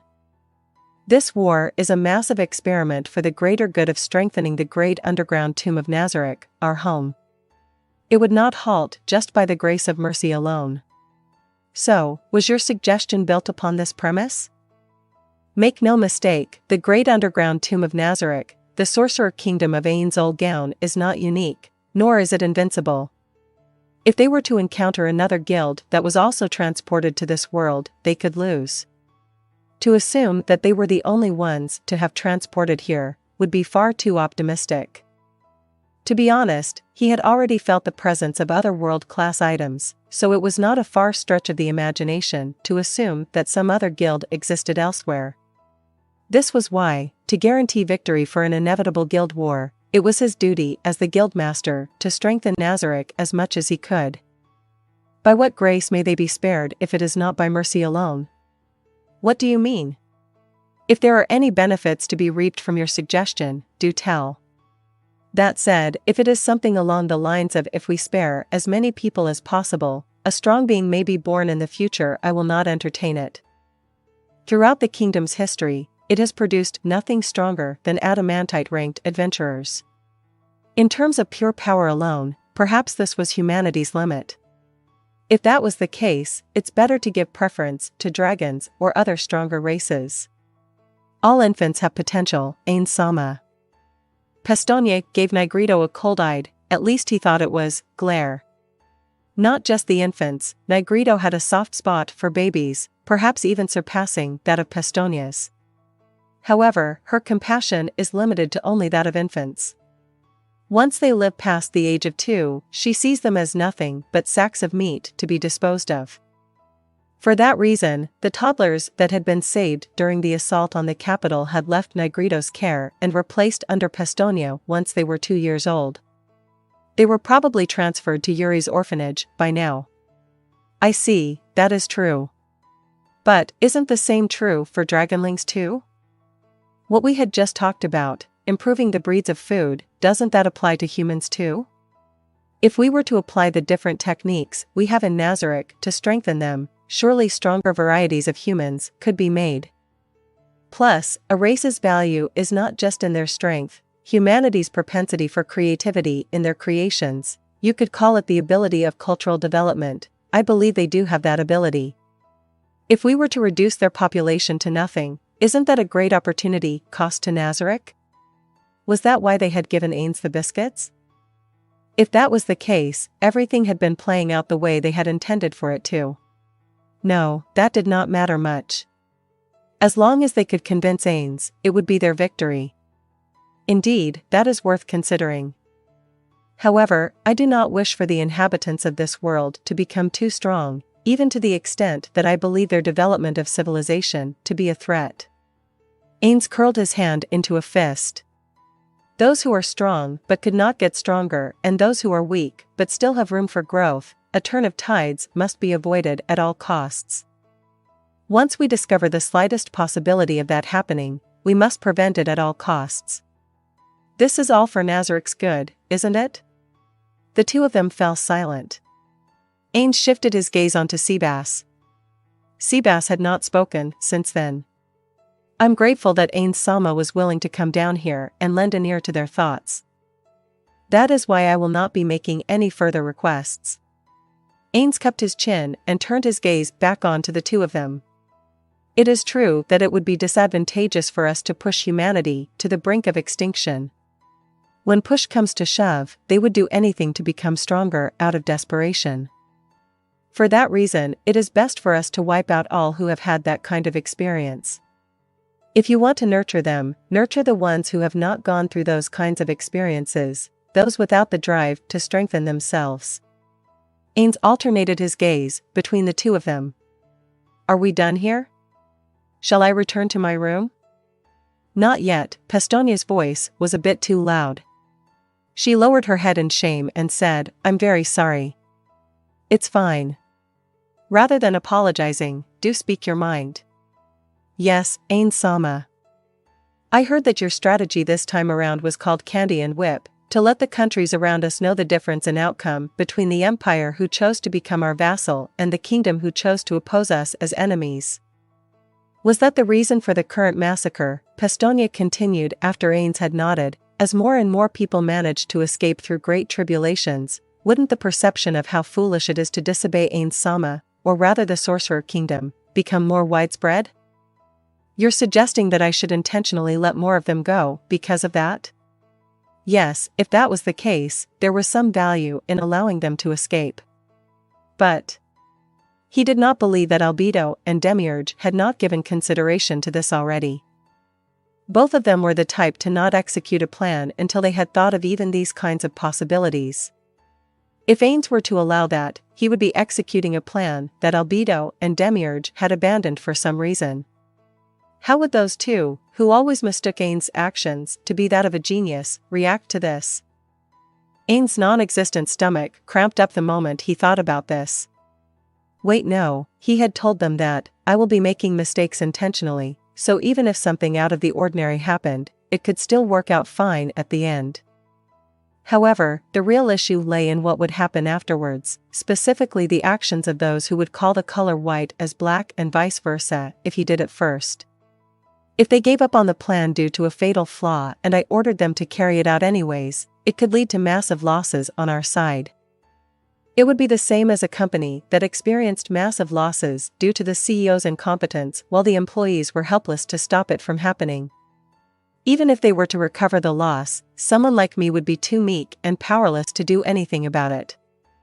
Someone who couldn't even shoulder the responsibilities and consequences of their actions shouldn't be doing something like this. But even if he wanted to reject it, he could not put his finger on exactly what was wrong with Pestonia's suggestion.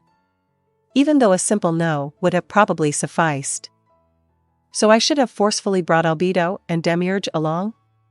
But he had not done so, because he had more or less figured out what this meeting would be about after learning that it was with Negrito and Pestonia. This was why it had turned into a difficult situation. Because those two had been imprisoned before.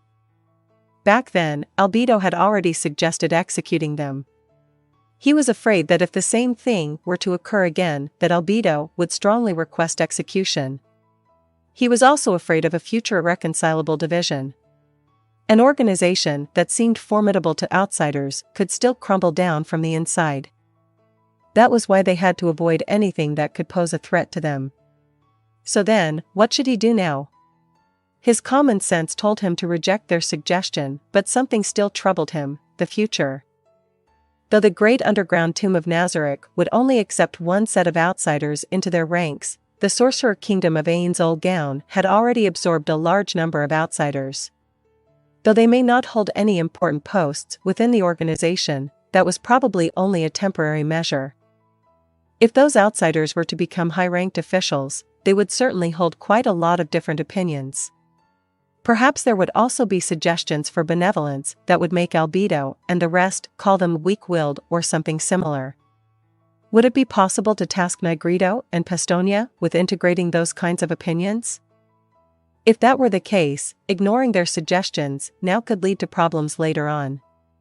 If people with similar opinions as them were the exception in Nazarick, then he should divert even more attention towards this issue. Also, I have already repaid the kindness Touch-Me-san had shown to me, so if I was to consider this as repaying Machi-chan and Tabula-san's kindness, this should be fine. Though I believe that all of you should know this by now, I'll repeat it again, I never intended to wipe out every single human from the kingdom. The truth is, we have already convinced multiple nobles to join our side. At most, only around 90% of them will be killed. So some people chosen to be spared will live under the Nazarick's rule. I don't believe that would advertise the message louder than if we were to let the unchosen ones escape. He could understand Pestonia's will to help those who had not been chosen by them. I completely understand what you're trying to say. If it is not out of mercy, but rather for the greater good of Nazarick, there is room for consideration. I'll consider letting a few of them go. We're eternally grateful. We're eternally grateful. Seabass silently lowered his head as well. Still, though he had said that, he did not know exactly how he should go about this. Ainz's heart grew heavy. He had to think up a solution. Perhaps he only needed to let a few hundred people go to appease them. Though this was completely unexpected, it was true that the vast majority of the city's population had survived. As long as he allowed them to escape, he would have fulfilled his promise to those two. That said, it would not count as the survivors escaping through great tribulations. Should he send stronger undead to try again? No, there was something he had to confirm before then. Now then, Albedo. Though you have said that this was Red Drop, how trustworthy is our intel source on this one? I am terribly sorry, Ainz-sama. Indeed, we do not have concrete proof of that claim. This was only a surface-level deduction based on the adamantite plate on the armor as well as its color. Albedo stood up and bowed deeply. At ease. I just wanted to check if you had access to intel that I did not. I am not too bothered by it. While he was happy that she was this loyal, being treated like that usually made him quite uncomfortable. To Ainz, the manifestation of the concept of failure, this was not that big of a deal. However, it was not as though what she had just described could be categorized as a failure anyways. You have my eternal gratitude, Ainz-sama. So was that Red Drop, or a plot by someone who wants us to believe that they are Red Drop? Floor Guardians, speak your mind.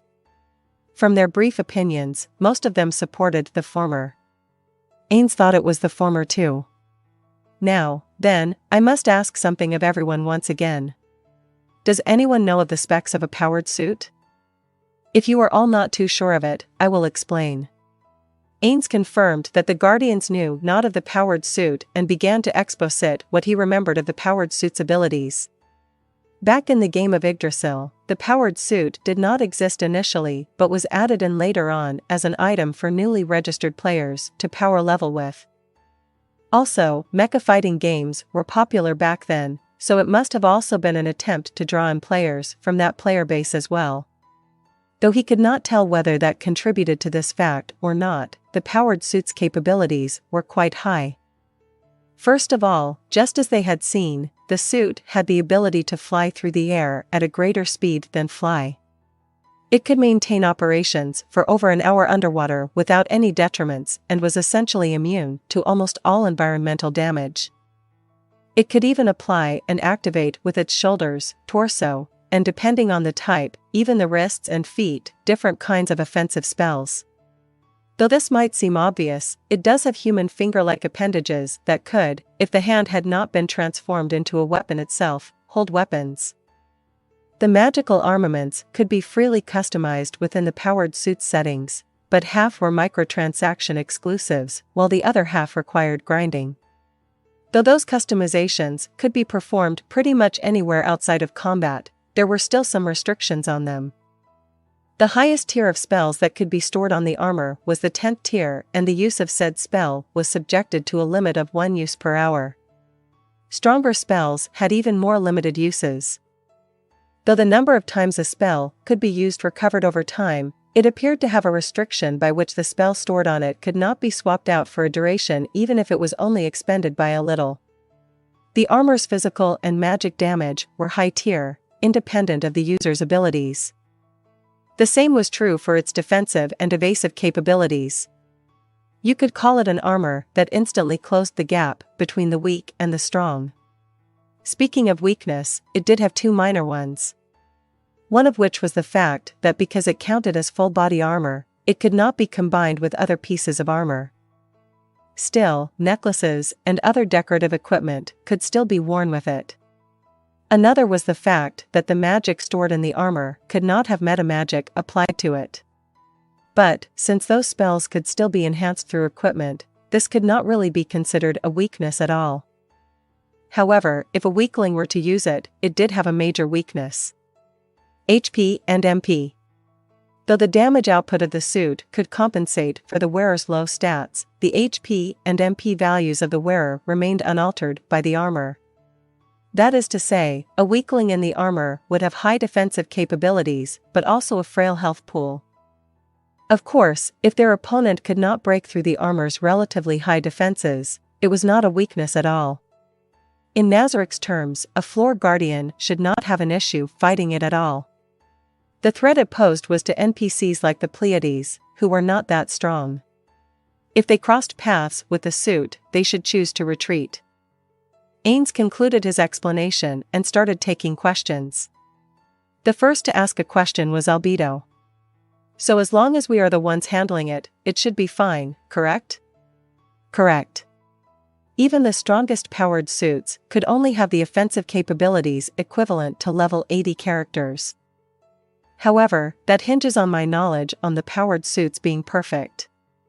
Hypothetically, if there were rarer or artifact-grade powered suits, it would be a completely different situation.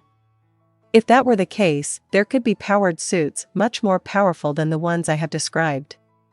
Can you not tell from its appearance alone? I apologize, Aura. Because I am not too familiar with powered suits in the first place, I cannot tell its capabilities just from appearances alone. Also, though one would not be allowed to alter its appearances by too much, there were still slight alterations the wearer could make to it. While the powered suit might be useful to weaker players, it was completely useless to a stronger player. Never mind divine grade gear, even legendary grade equipment matching a player's strengths could outperform the powered suit. That was why when powered suit was introduced to Yggdrasil, Ainz and his friends, who were already at max level, were not interested. The greater issue to Ainz back then was that he could barely cast spells with it equipped. Were there 2 or 3? There should be a few sets of powered suits in Nazarick. I will head to the treasury later for them. Maybe everyone should get a feel of what it is like to wear one.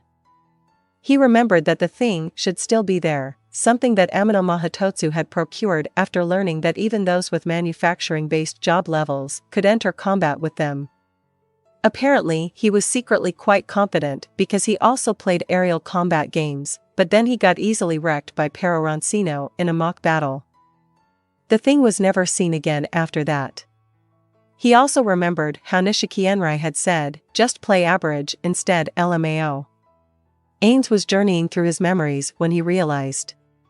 If Red Drop had a powered suit from Yggdrasil, the black sword of the leader of the other Adamantite-ranked team, Blue Rose, could be of a similar power level. According to the intel they had gathered from their aides in the capital, the weapon she wielded was said to be powerful enough to level an entire city. Though that aide found the intel to be preposterous, it did originate from a member of the team itself. Ainz always thought that she was either lying to her teammates or just making things up. But given what he knew now, perhaps that intel was true. He had heard that the leaders of Blue Rose and Red Drop were relatives. If they were related, then having the same level of equipment should not be weird at all. Of course, Ainz was not paranoid enough to believe that the floor guardians could be one-shot by anything, but he also had no proof that it was a complete impossibility. Perhaps the guardians' defenses could be easily breached by some strong weapon from this world.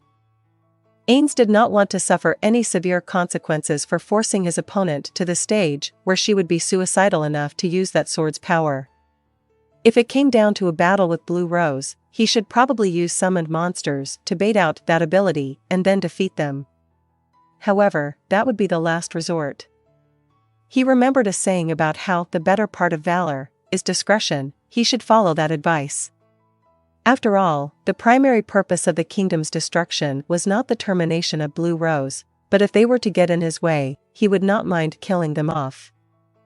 That said, it was best not to make any rash movements before they knew the full capabilities of that woman's sword. I should say sorry to Intoma and hope she understands. Ainz mentally sighed to himself as he shook his head in an attempt to get his train of thought back on track. This was not the time to be thinking about these sorts of things. Any other questions? Ainz looked around. It appeared that none of the guardians had any other questions. If that is the case, we will pause the discussion on the powered suit for now. Now then, Demiurge, how shall we deal with this city? In my opinion, to have baited that thing out was more than satisfactory. It would be bad for them to mistake that they had defeated the Sorcerer Kingdom. We should send a stronger entity, and unto dust they shall return. That is fine too. No, that was not fine at all. If they did that, he would have to try extra hard to save some other city to keep the promise he had made to those two. Though he made it through this time, to accomplish it again would be extremely difficult. For Pestonia's sake, who had been standing behind him and listening in, he had to save the people of this city to fulfill their promise. No, Demiurge. Let us not do that for now. This will prepare us for similar situations should they occur again.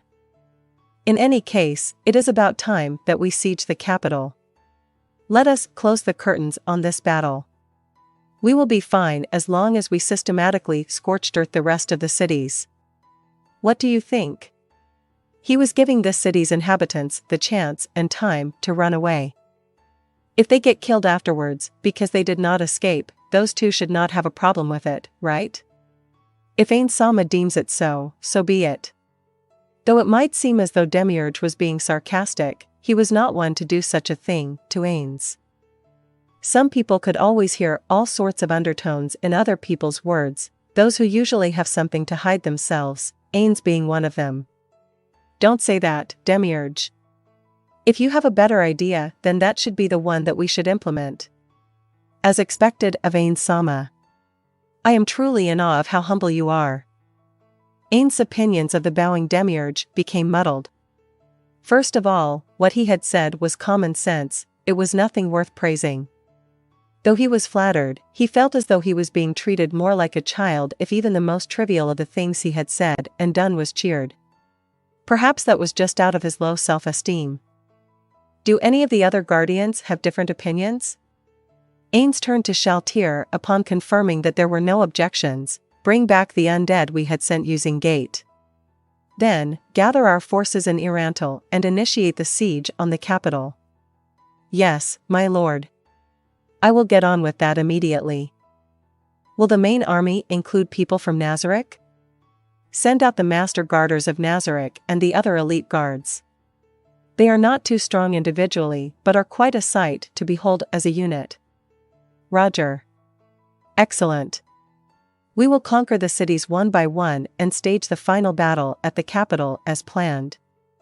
Afterwards, though it might be out of order now, we will finish massacring the inhabitants of all the useless cities. Through this show of force, the world will come to understand the consequences of not bowing to the rule of Nazarick. The floor guardians all responded with confidence. Ainz nodded deeply.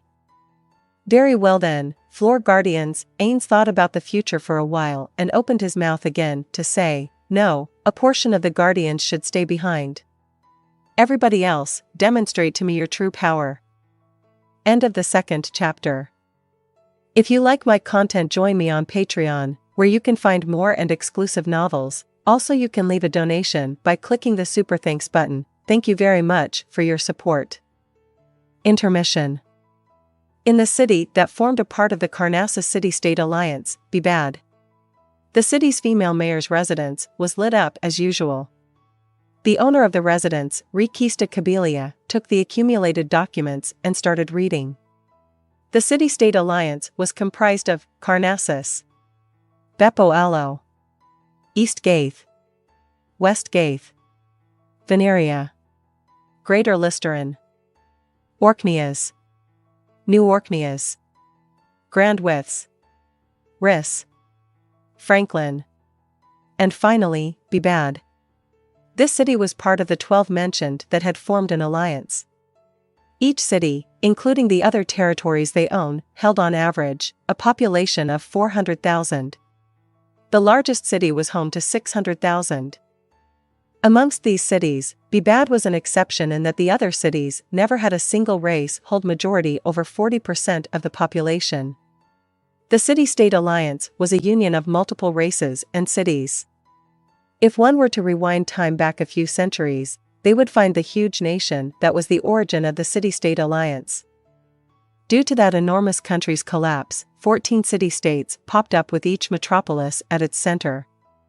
After that happened, there was much bloodshed between the city-states, or rather, small countries. This situation continued on with the states uniting and splitting ad nauseam until the event they called the Great Debate, at which the current alliance between the 12 city-states were formed. Even so, it was still difficult for everybody to abandon their predispositions towards each other. Though a century ago was the past for the races with shorter lifespans, to some of the longer-lived races it was still a recent memory. For this reason, a quinquennial tournament was held as an outlet for those who still held a grudge from the past, and it was about to begin soon. The city on the roster to host the next tourney was Bebad. While it was true that there were 4 years' worth of time to prepare for it, they only had 4 years' worth of time left. The tournament had 16 events, one of which garnered more attention than the rest. The Conlier, or mock combat. It was also known, colloquially, as the mutual wallop. Every city-state sent 10 of its strongest fighters who would then fight the other combatants under the protection of the magic item known as the Standard of Peace. This was the most entertaining and flashy of the events and was quite popular among the populace. It had come to the point where the majority of the people felt that it was fine to miss out on all of the events except for this one. That was why they could not allow even the slightest of errors to occur during this event. That was not a metaphor. A riot with massive casualties had been incited in the past when the city-state of Orkneys had not been fully prepared for the event. Even though 40 years had passed from then to now, the phrase "the organizer of Orkneys" remained a derogatory title for an incompetent person. Though a screw-up on any of the events could incite anger, the Conlier was the single event where not even half a mistake was permitted.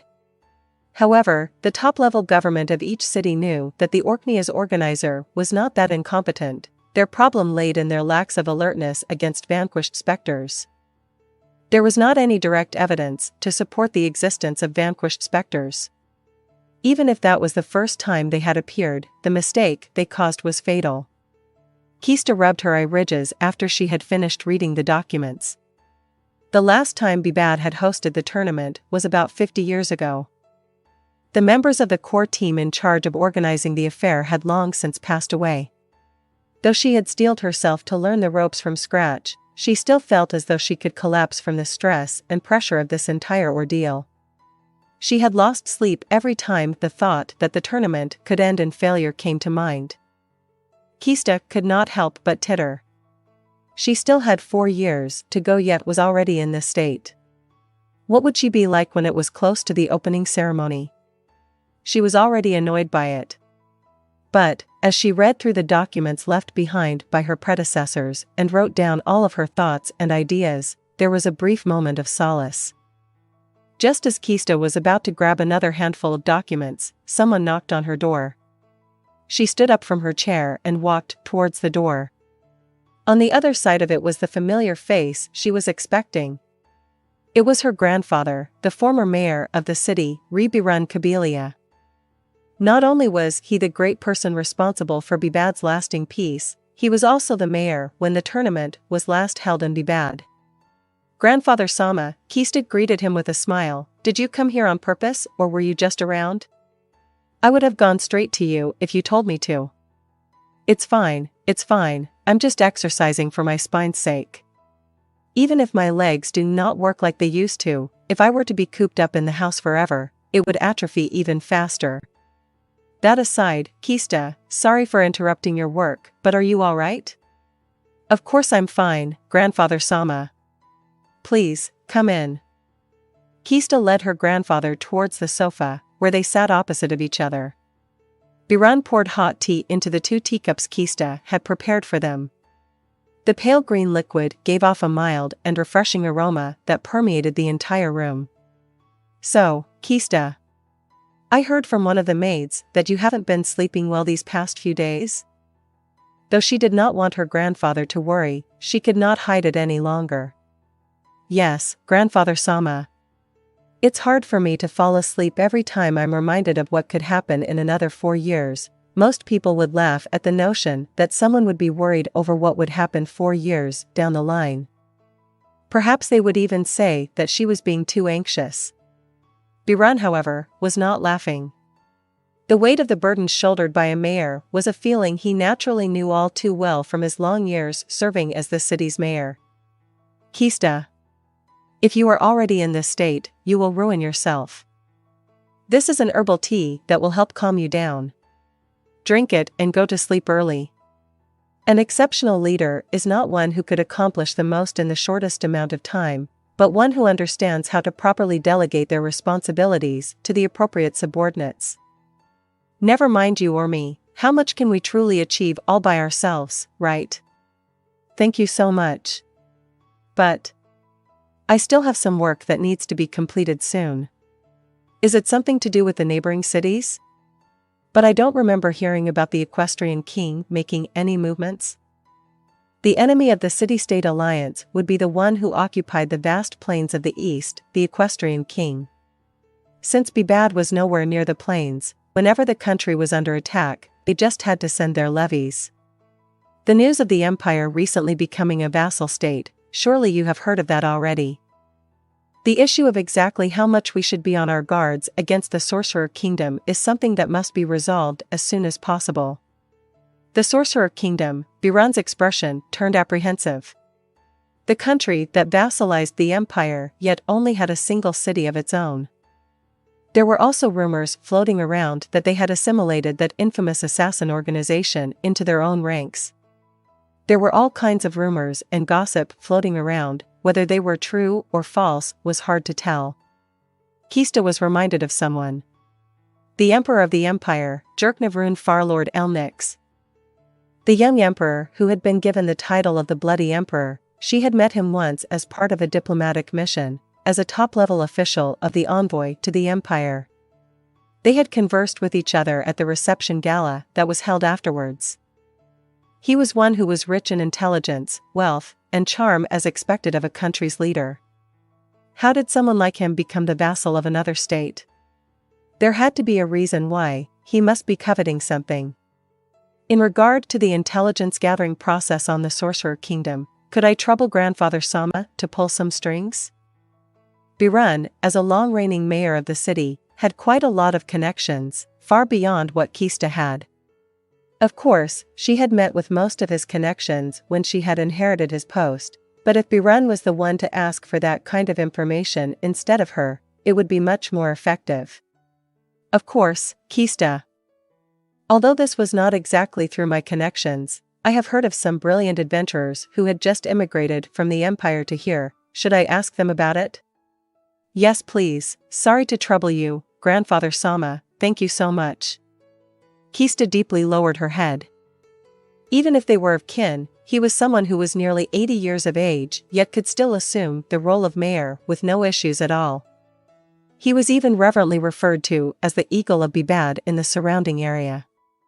This was something that she had kept in mind since youth. Thanking me would be too, never mind, I accept your gratitude, Kista. Starting from today, even just temporarily, go to sleep early. Am I understood? Yes, Grandfather Sama. Thank you for all the care you have provided me thus far. End of intermission. If you like my content, join me on Patreon, where you can find more and exclusive novels. Also, you can leave a donation by clicking the Super Thanks button. Thank you very much for your support.